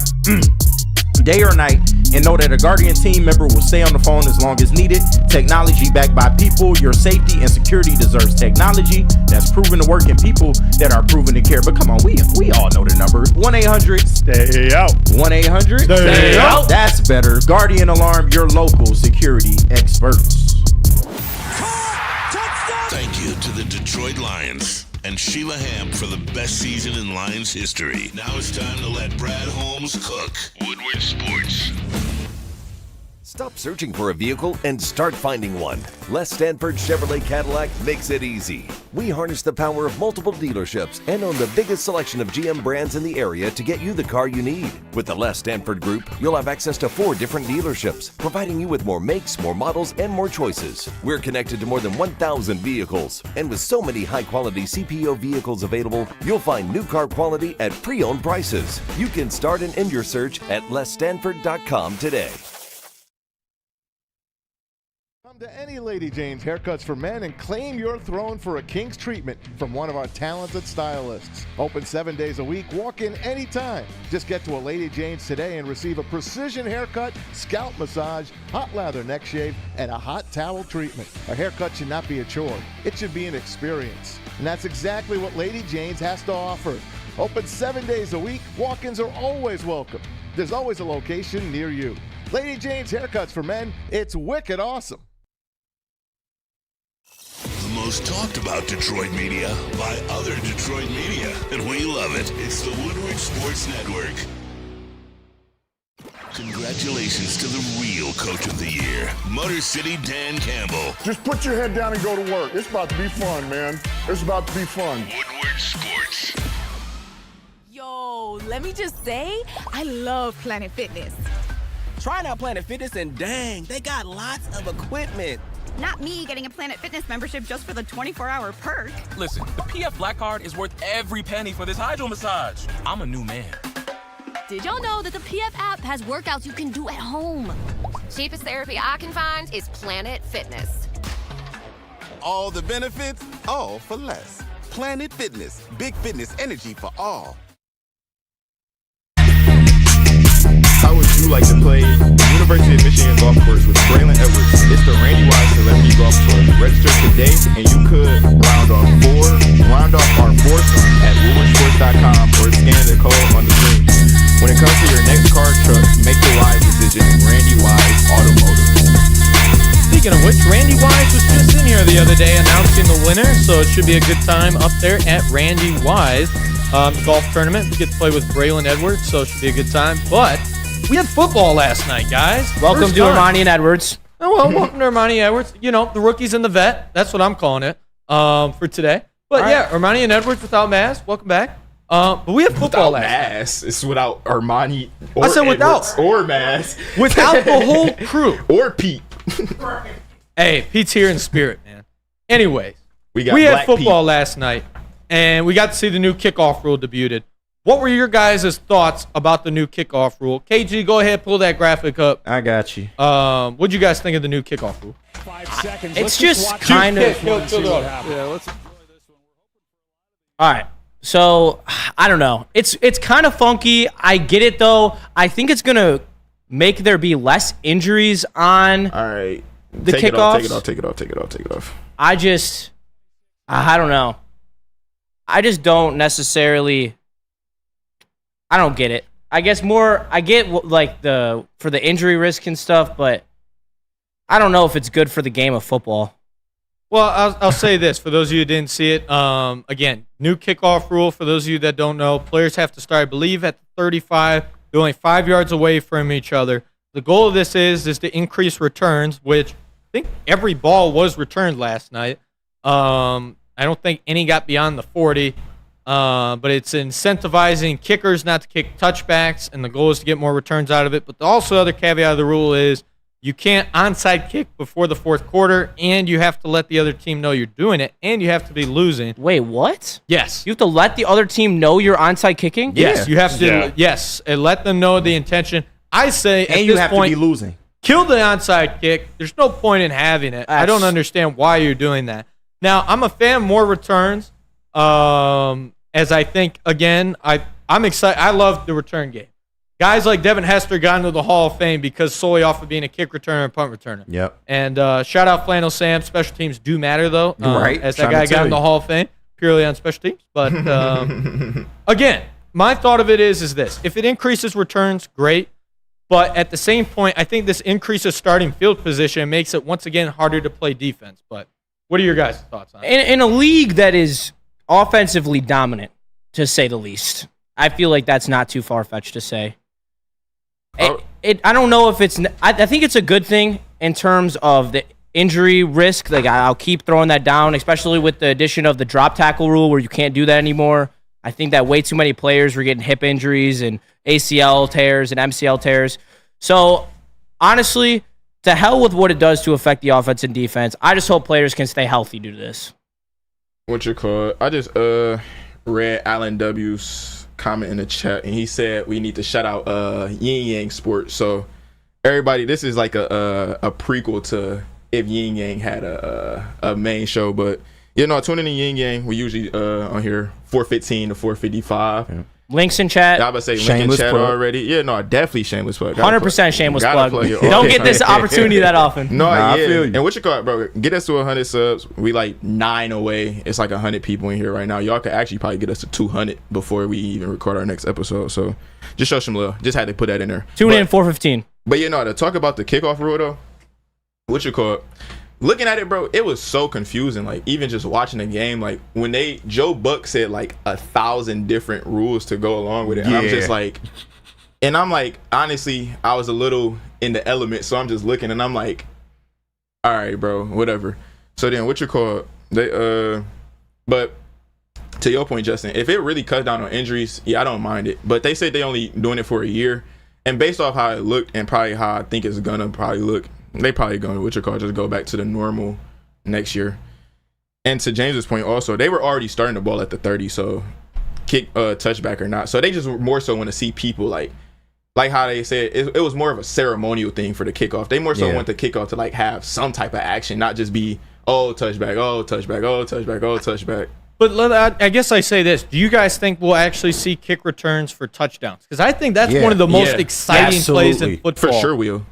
I just don't know because of how close the space is. I mean, you're 5 yards away. I think that's why it probably will be I think, for touchdowns. Yeah, I think it leans more to more returns. There's not enough time to react. Like when you have to go the full length of the field, you can kind of fan out. You have those I can't remember what they're called. Lanes. Gunners. Yeah. Well, the gunners. Yeah, that's what I was trying to think of. Okay. To like spread out and almost like funnel someone inside or like towards the sideline, especially if you kick it in a certain direction. Now that you're like you have to wait till the ball carrier catches the ball, so you might be flat-footed, and then they have the space and very short distance for you to try to recover and corral. You have to get through the blockers who are right there too. So just because you have less time to react, I think you're going to see holes open up and a lot more returns. Yeah, I agree. And of course, the new kickoff rules, they're trying to incentivize returns. To me, returns are good for the game. It's better than just seeing constant touchbacks, but definitely it will look better once it's actually implemented in the NFL. Last night, it was a whole bunch of just second and third string players. First time trying it out too. It's not going to look the way it's supposed to look, but by week 7, week 8, we'll have a better idea of what kick returns will look like, but they will keep this around if they get a lot of kick returns, man. Definitely. And I'm telling you, it's possible. Once you get past that first line, if you have an elite speed guy and you get past that first line of defenders, you are to the crib. It's no contest, man. So we see more of that. I think the NFL will like that and then adapt it. I think the advantage. My bad. To follow up with that point is just what you call it. Teams are definitely about to get creative too with it. So it's like you're about to see some reverses, some double reverses, about to see some throwbacks. Like it's just they so close together that if you can get the edge, you might just be out just as long as you just get the edge. Now it's more so like kick returns. Before you had to make 2-3 guys miss and you just had to do an immaculate thing. But now it's like the way it is now, you probably just got to make 1 or 2 guys miss and you just to the crib. Yeah. But my bad, Justin. No, it's all good. I think just there's a pure advantage that it's given to the kick returner and with this new format. They are close. I will give you that. I think that it gives the returner the runway to truly get up to speed. And I know that the defenders can also get up to speed, but he has the space to do so. I feel like when the rush is coming at you, it's coming at you further out in terms of the field than it used to. And I think that will cause for a lot of first guys to get beat, second guys to get beat. And the third guy may make the tackle, but like KG said, it's going to create more of an offensive touchdown.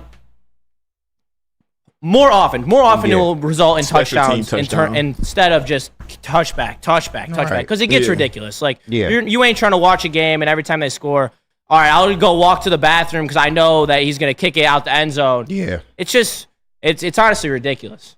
No, it brings back one of the most exciting plays in football, and I agree with that. And I know something you brought up during the break is whether or not we'll see Jamo or Gibbs back there. There was rumors among Lions training camp that Jamo could be back doing kick return, punt return. Did some time at Alabama, did do that. Electrifying player there. Would you want to see Jamo doing some kick return, punt return duty? Yes. Anytime you can put the ball in Jamison Williams' hands, I'm there for it. And I don't think he's going to have any shortage of touches this year. I think that he's going to be a weapon. Honestly, a Swiss Army knife type of weapon, as he will be returning kicks and punts to some extent. It might be later in the year to make sure that it's only when we truly need it. It might only be in the playoffs. I like that style Spencer Raxter. Yeah. That's what he said. He's like, I'd love to just see out of nowhere Gibbs and J-Mo in the end zone waiting to return a kick in a playoff game. I do not like that. You do not want guys their first time doing those sorts of things in a playoff game. Yeah, I'm a just tough about to say that. circumstance I to was just about to walk say. into and do it. You muff it, you do something. That's how crazy crap. Even happens. if they practice it. I mean, yeah. Even if they practice it, it's just different in a game. I It was just- about to say, feel- game it is, situation it is. completely I different. get flashbacks to Kyle Williams twice against the Giants in the NFC Championship game. Oh, yeah. In 2011. Or Michigan's punt returner, who I they was put just in. about to say, it just happened against Michigan and Alabama. Savage Morgan got subbed out. They had a dude catch it who never fielded a punt, or like his last time fielding a punt was like week 1. It was scary. Like everybody was just like holding their breath, like, oh, what's about to happen? Because it's like, yeah, you can be in practice fielding it and like trying, but it's just like that game speed is different. Like I don't know what it is. That Well, the game other speed thing just is changes too, you got to everything. think about warm-ups too. You're doing that one set warm-ups, and then as the game goes on, you're not doing it ever again. Yeah. Now, I guess I got a question for the room. Would you rather see J-Mo back there? Or would you rather see Gibbs back there if you had one guy you could pick? J-Mo. Yeah, J-Mo. He got J-Mo. longer strides. I mean, it's not even that. I know how much this offense wants to run the football, and the idea of losing Jahmyr Gibbs is way scarier than the idea of not having Jameson Williams to play the receiver. That's a great point, Chase. Yeah. I almost want to change my mind because of that, but the one reason I'd say Gibbs is because I think he gives you more of, I think he's a little bit faster downhill speed-wise, and I like his change of direction a little bit better. And I just think as a running back position, you're more naturally inclined to see holes, right? Yeah. That's what you're kind of trained to do, especially on a kickoff return, right? It's all about trying to hit the hole, clear the smoke. The same thing as a punt return, you got to make the first guy miss. Yeah. So I guess, but I can see your guys' point as a running back position. I think we're a lot deeper at the receiver position than we are at the running back position. So I see some points to that. And also with Gibbs, he's more used to contact. And that's the thing I worry about with J-Mo. Him taking those kind of hits, because the kicking team being that close to the returner, if they get caught, they are going to take a lick, man. And I would much rather see Gibbs kind of go through that. He's a speedy guy. He's used to contact. I would much rather prefer that over J-Mo. I want to save J-Mo for those big moments on offense, not special teams. I would say to that, though, is like, I would be more confident in J-Mo doing it because they're not building up that speed as you see in years prior. So it's not like you're not having dudes just gunning at them and going 100 miles per hour. But I also feel that. But to the same point, though, J-Mo was in college. He did get ejected out of a game for targeting. So J-Mo, he's not scared to deliver a blow himself either. So I think J-Mo tougher than what we probably giving him, I guess. I mean, we've seen J-Mo's ability as a blocker. I think we should run 2 returners back, and if J-Mo does get the ball, we know how dynamic and explosive he is, and if he doesn't get the ball, we know how physical he is, putting his body in front of somebody and like moving you to clear space for the run game. You know who's also dynamic? Who? The morning show. Oh, the morning show. You know it. Talk to him about that morning show. Wake Up Woodward. Start your day with Wake Up Woodward. Every Monday through Friday, 8 to 10. You got Broder, Flannel, KG, Sam, and even Justin right here. And JB. Right.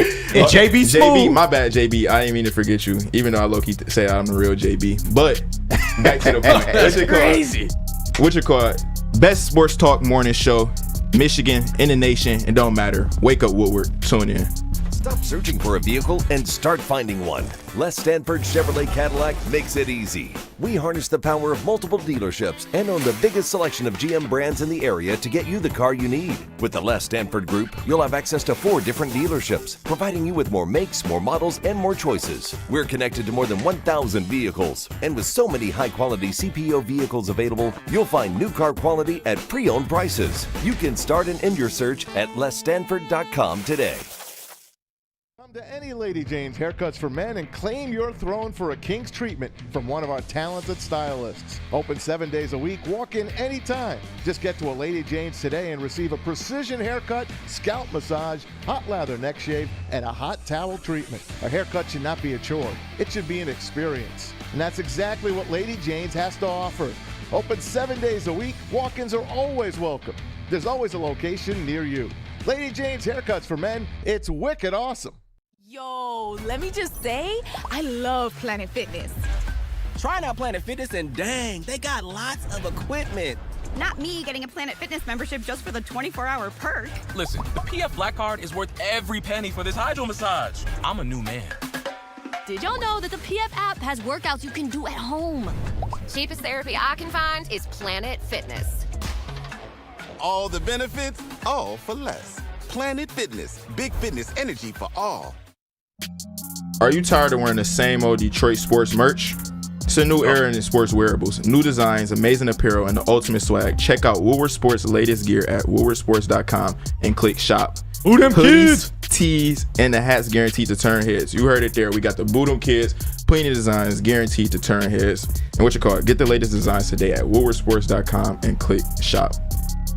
Welcome back, Ermanni and Edwards with Maz, but as we have just been renamed by Speakeasy Sports, Young Sports Assassins, so shout out to Easy. I like Rookie in the I've vet heard better. Young Sports Assassins, Young Guns. If you got any other names, throw them in the chat, man. I'm kind of The curious. lightweights.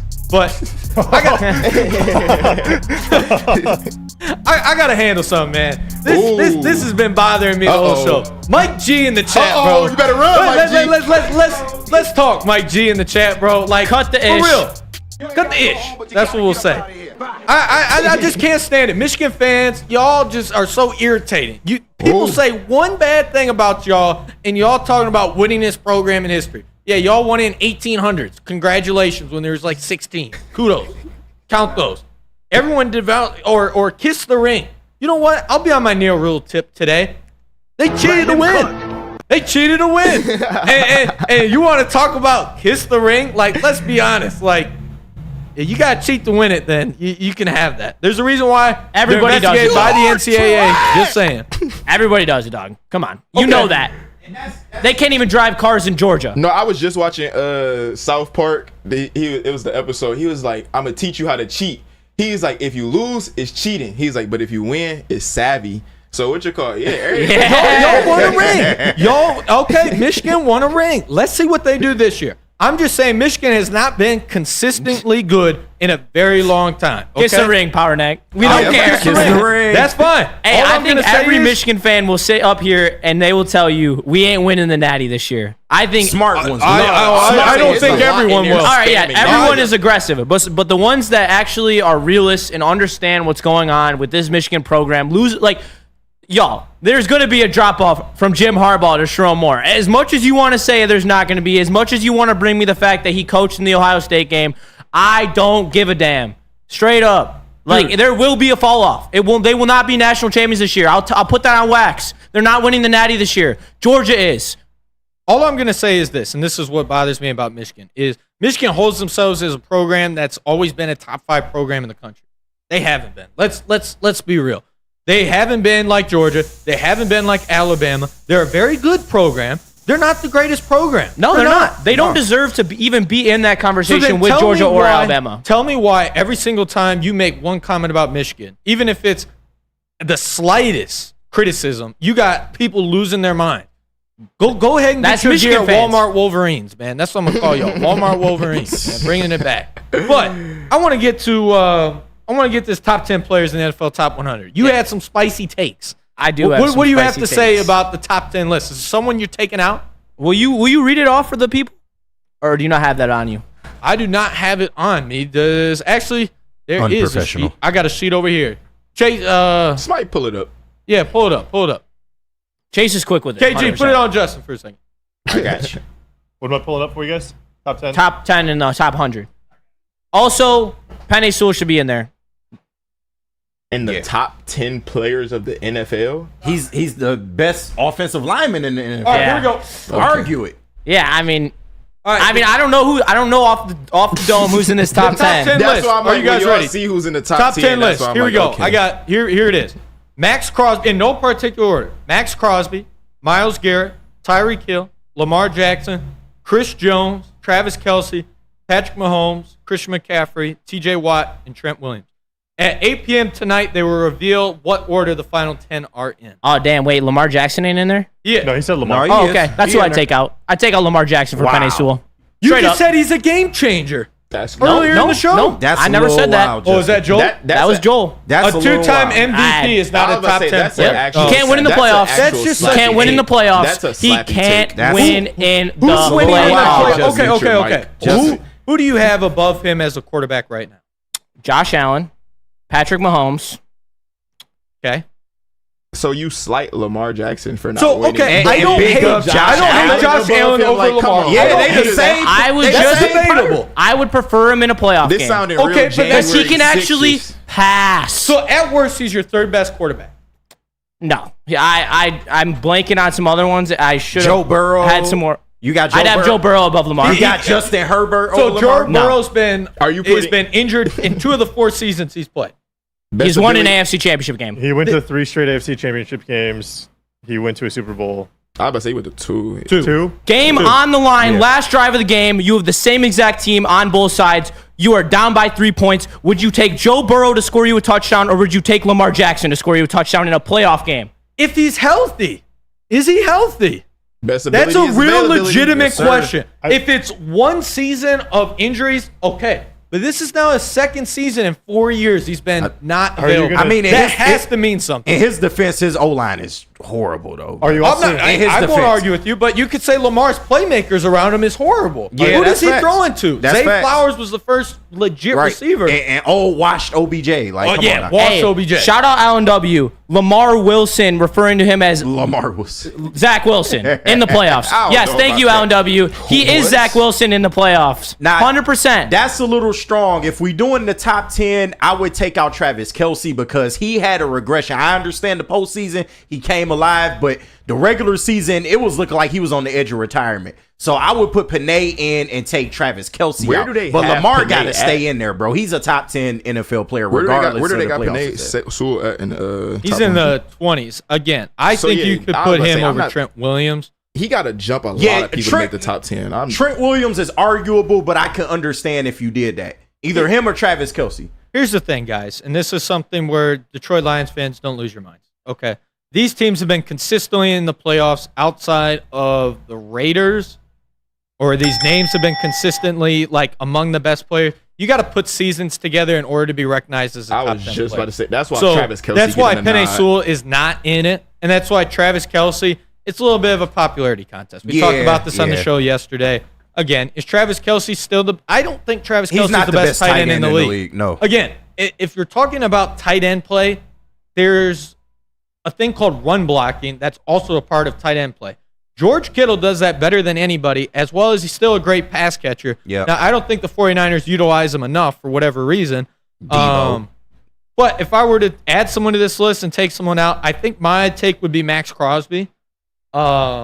I don't think I think he's taking plays off. I don't think he necessarily affects winning on the Raiders. Again, they've never been great over there. I'm not mad at it. And my thing is, I'd put in Fred Warner.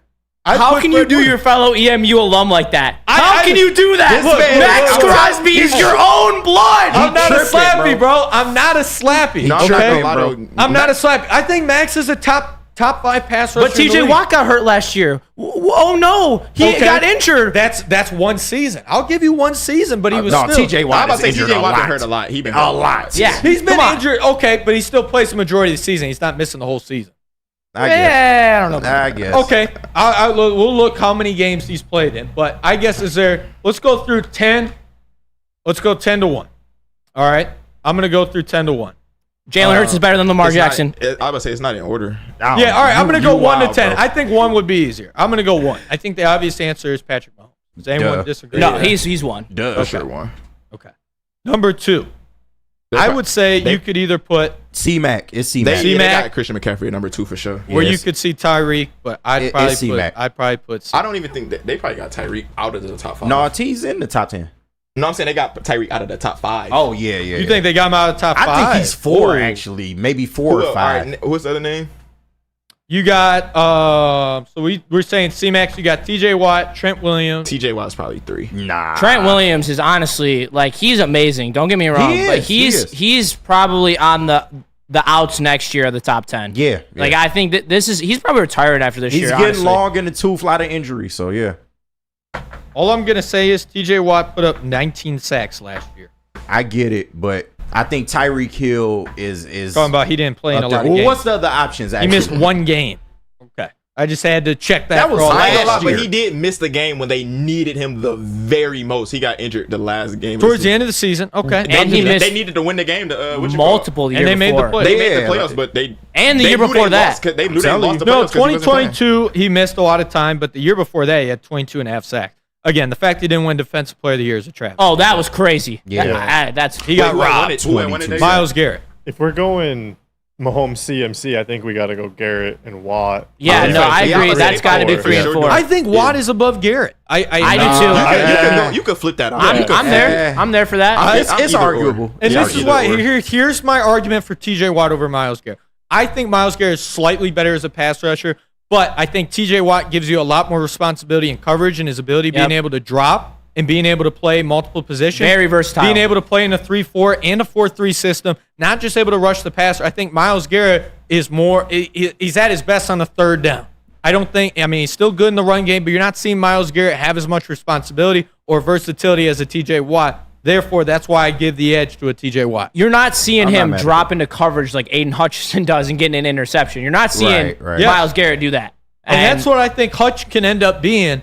Can be similar to a TJ Watt. Yeah, I think he can. Absolutely. I just think he's getting a little ahead of ourselves with the depoy talk this year. I think that might be a little aggressive. I agree. I just did that for the game, but you know. I think another Pro Bowl, I think he'll move into the top 5 pass rushing conversation. I think he's top 10 right now. But he's at 6 right now for me. Yeah. So we have Mahomes, we have McCaffrey. I'd probably put TJ Watt at 3. We can say TJ Watt. We can put TJ Watt. Watt. Myles Garrett got to be 4. Yeah, Myles Garrett at 4. And then Tyreek. You put Tyreek 5. Yes. I'm putting Lamar 6. Yep.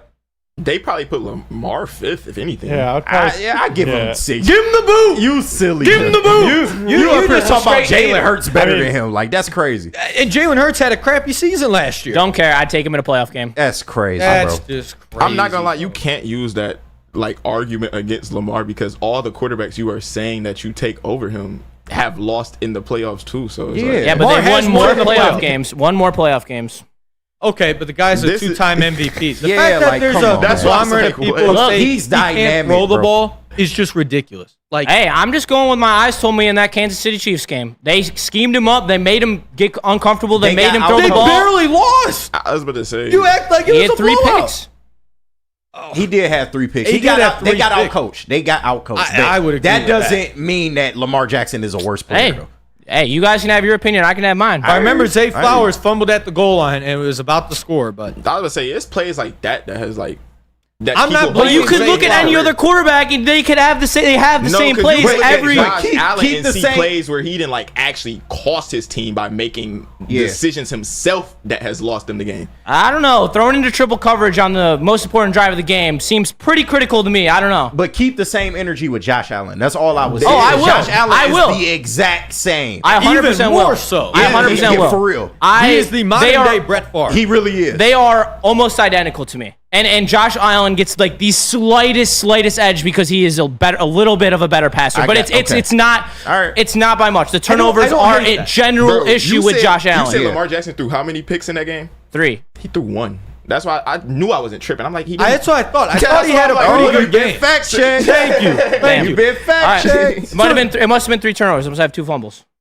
But I do remember them having 3 turnovers. All I will say is he put him in a position to win the game if Zay Flowers doesn't fumble that ball. And he took it's them not like out of the game with that 1 interception. It might be 1 interception, but that was on the final drive of the game. And sometimes It wasn't all him though. You can't put it all on him. All I will say is that they played the Super Bowl Zay champ. Flowers shouldn't have fumbled, but like not everyone like when Mahomes lost in the Super Bowl, it wasn't all on him when both of his tackles were out. It was like everybody says that. It's not on everyone every single time. But the fact that I would not pick Lamar Jackson to be the quarterback of this Lions team. I would rather have Jared Goff because of the fact that I trust Jared Goff to get the ball out in Ben Johnson's system. Calm down. All right, so listen. Okay, that's two different. So listen, this is what I'm about to say.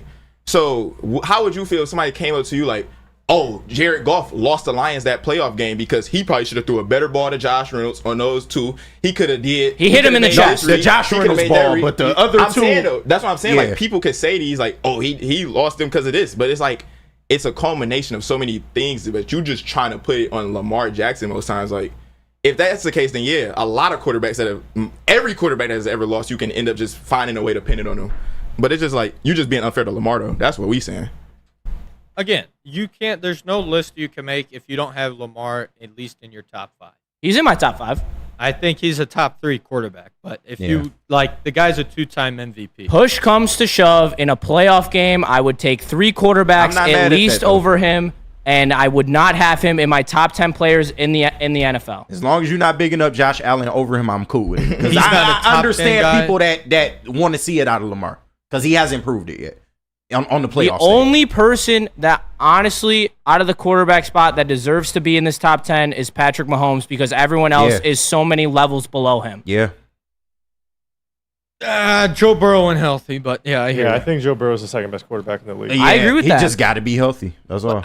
You just have to be healthy. I don't discredit him for we'd all that be first drunk. ACL tear because he played on FedEx Field, which is arguably the worst field Facts. in the NFL. That's facts. I'm not blaming him, but I'm just saying, yes, when he's at his healthiest, I think so too. But we have to take in consideration he's been hurt 2 of the 4 seasons he's played. I mean, I think he strikes fear into other teams, like specifically like Kansas City. They haven't feared a lot of people lately.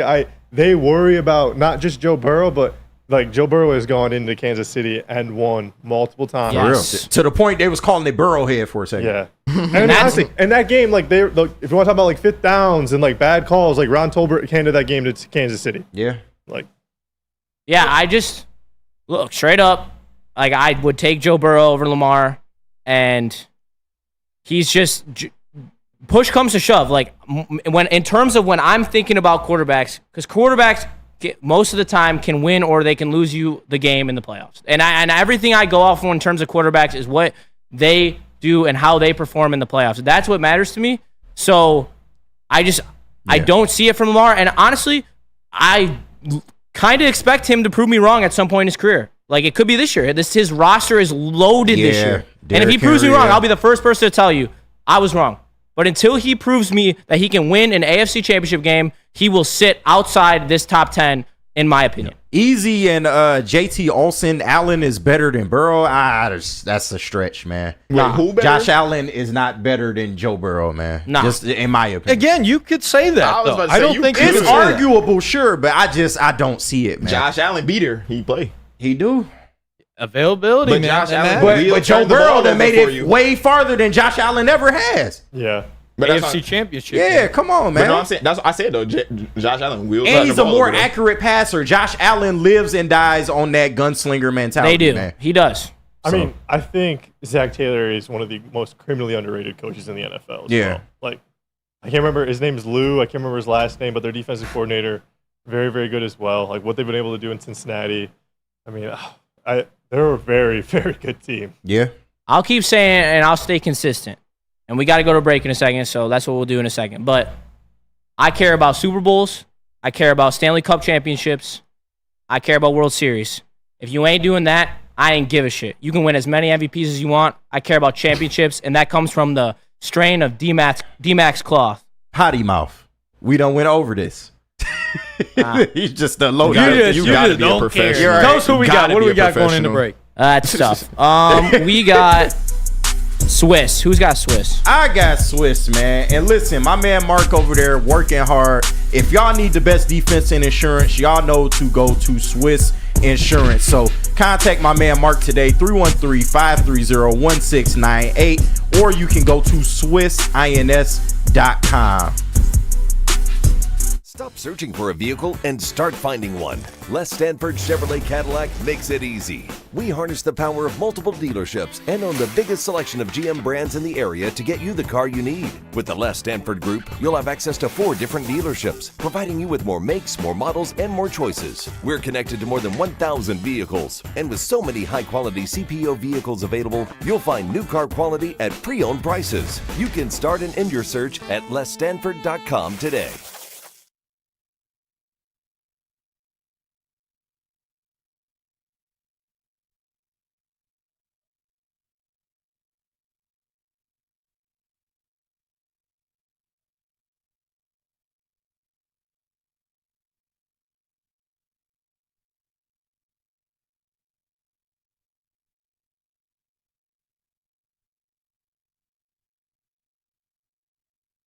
Braylon Edwards here, Premier Pet Supply. Man, just looking around, who's got it better than pets?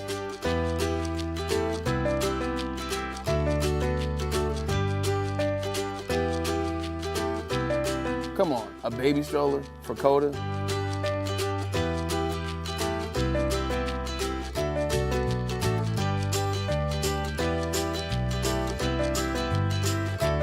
A chef for Lola? Really?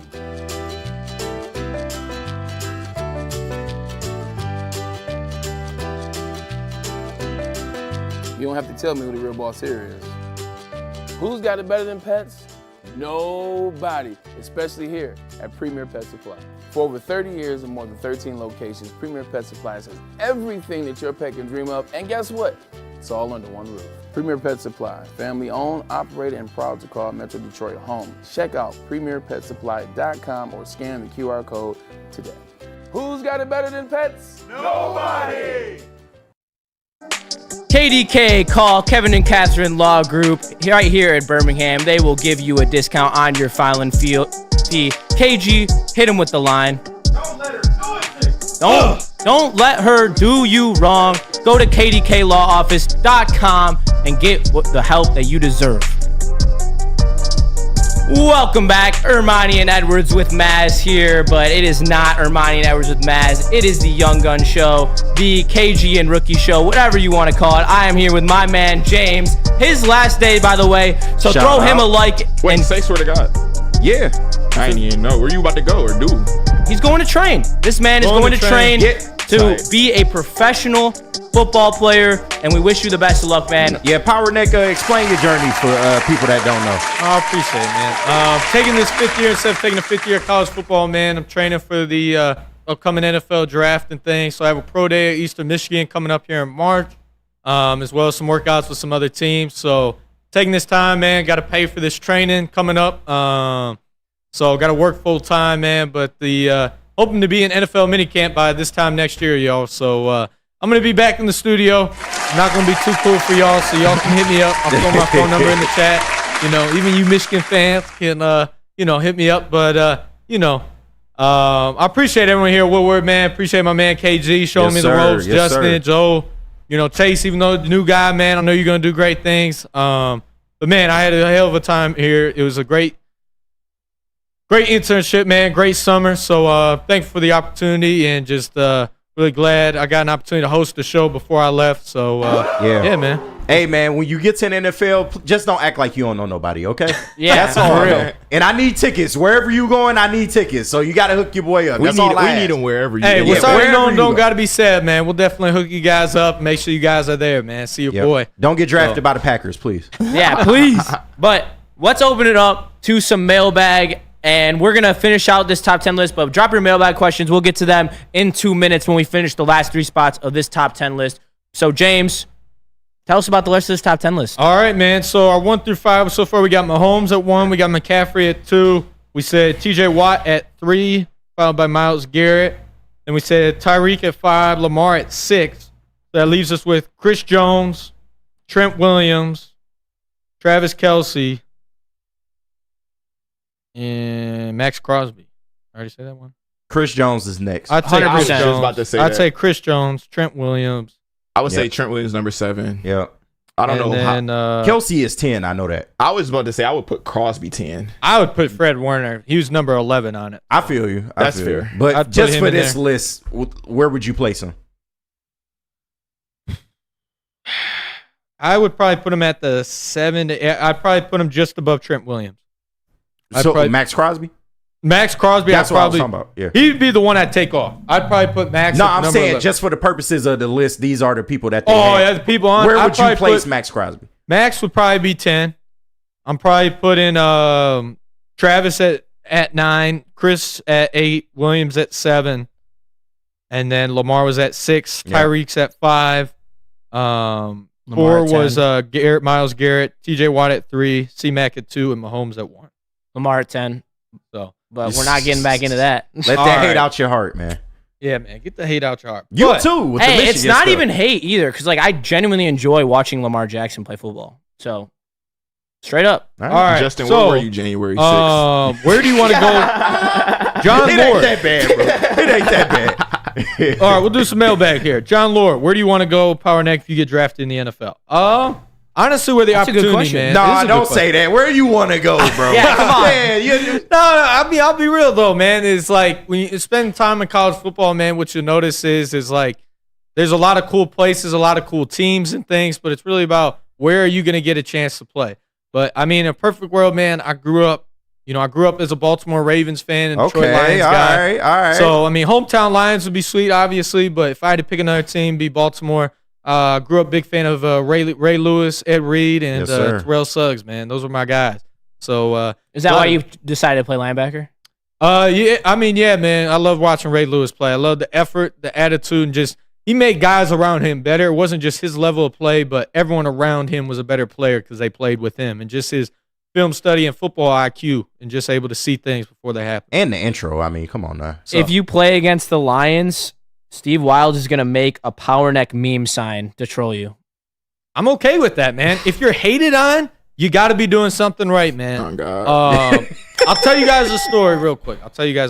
Ooh, story time with James. Story time. Power Nick. So, first game, we were at North Dakota State. This is my time at Valparaiso. I was at North Dakota State, so it's if you don't know who they are, they win the FCS national championship. They're nasty. We know who they are. They beat D1 programs. Let's they put it beat like D1 that. programs. They're going to beat Colorado week 1. Watch. Hey, no, I'm on that with you, low key. I think they will. Christian Watson. So I was playing against. It was like Christian Watson was playing, man. But I was warming up for the game, and I was getting heckled by the crowd, man. They were like 0 stars, never had done anything, got 0 drip. And I ain't gonna lie, man, my drip was terrible, terrible. I wore nothing. no gloves. You got that Bobby Boucher drip? I put no. It got better over the years. I sent some proof to KG. You was wearing no gloves? Huh? You was wearing no gloves? I wore gloves. That was about it. Okay, all right. Okay. I wore gloves. gotta Man. I wear wore gloves. gloves. That's like a requirement, But at that time, I had the high socks. I didn't roll them up. Oh God. It was rough. No spat tape. No spat nothing. tape. No headband. He's got the generic number 40 in Madden. Yeah. Hey, it was rough. But I'll send KG. I might send KG something. But we improved, man. And as I got older, I was a crop top guy. I had to show the 6-pack a little bit. Okay. Had a headband on. There Felt like go. I was Rambo. There you go. We improved over the years. But, yeah, man, I was getting heckled by these fans. And I was like happy to be heckled. I was like, man, I've made it. I'm getting heckled. Like, when you get heckled, you're doing something right, man, because people are having to take the time to look you up. So it made me feel good. I bet, honestly. Nice. So, yeah, man. But what else What guys is the got? coolest game that you played in at Eastern or Valparaiso? Shout out Spenny's laugh. That shit's hilarious. I don't know, man. I mean, I guess I would say going to South Alabama. I don't know, man. I don't know. The bowl experience at Eastern Michigan was pretty cool.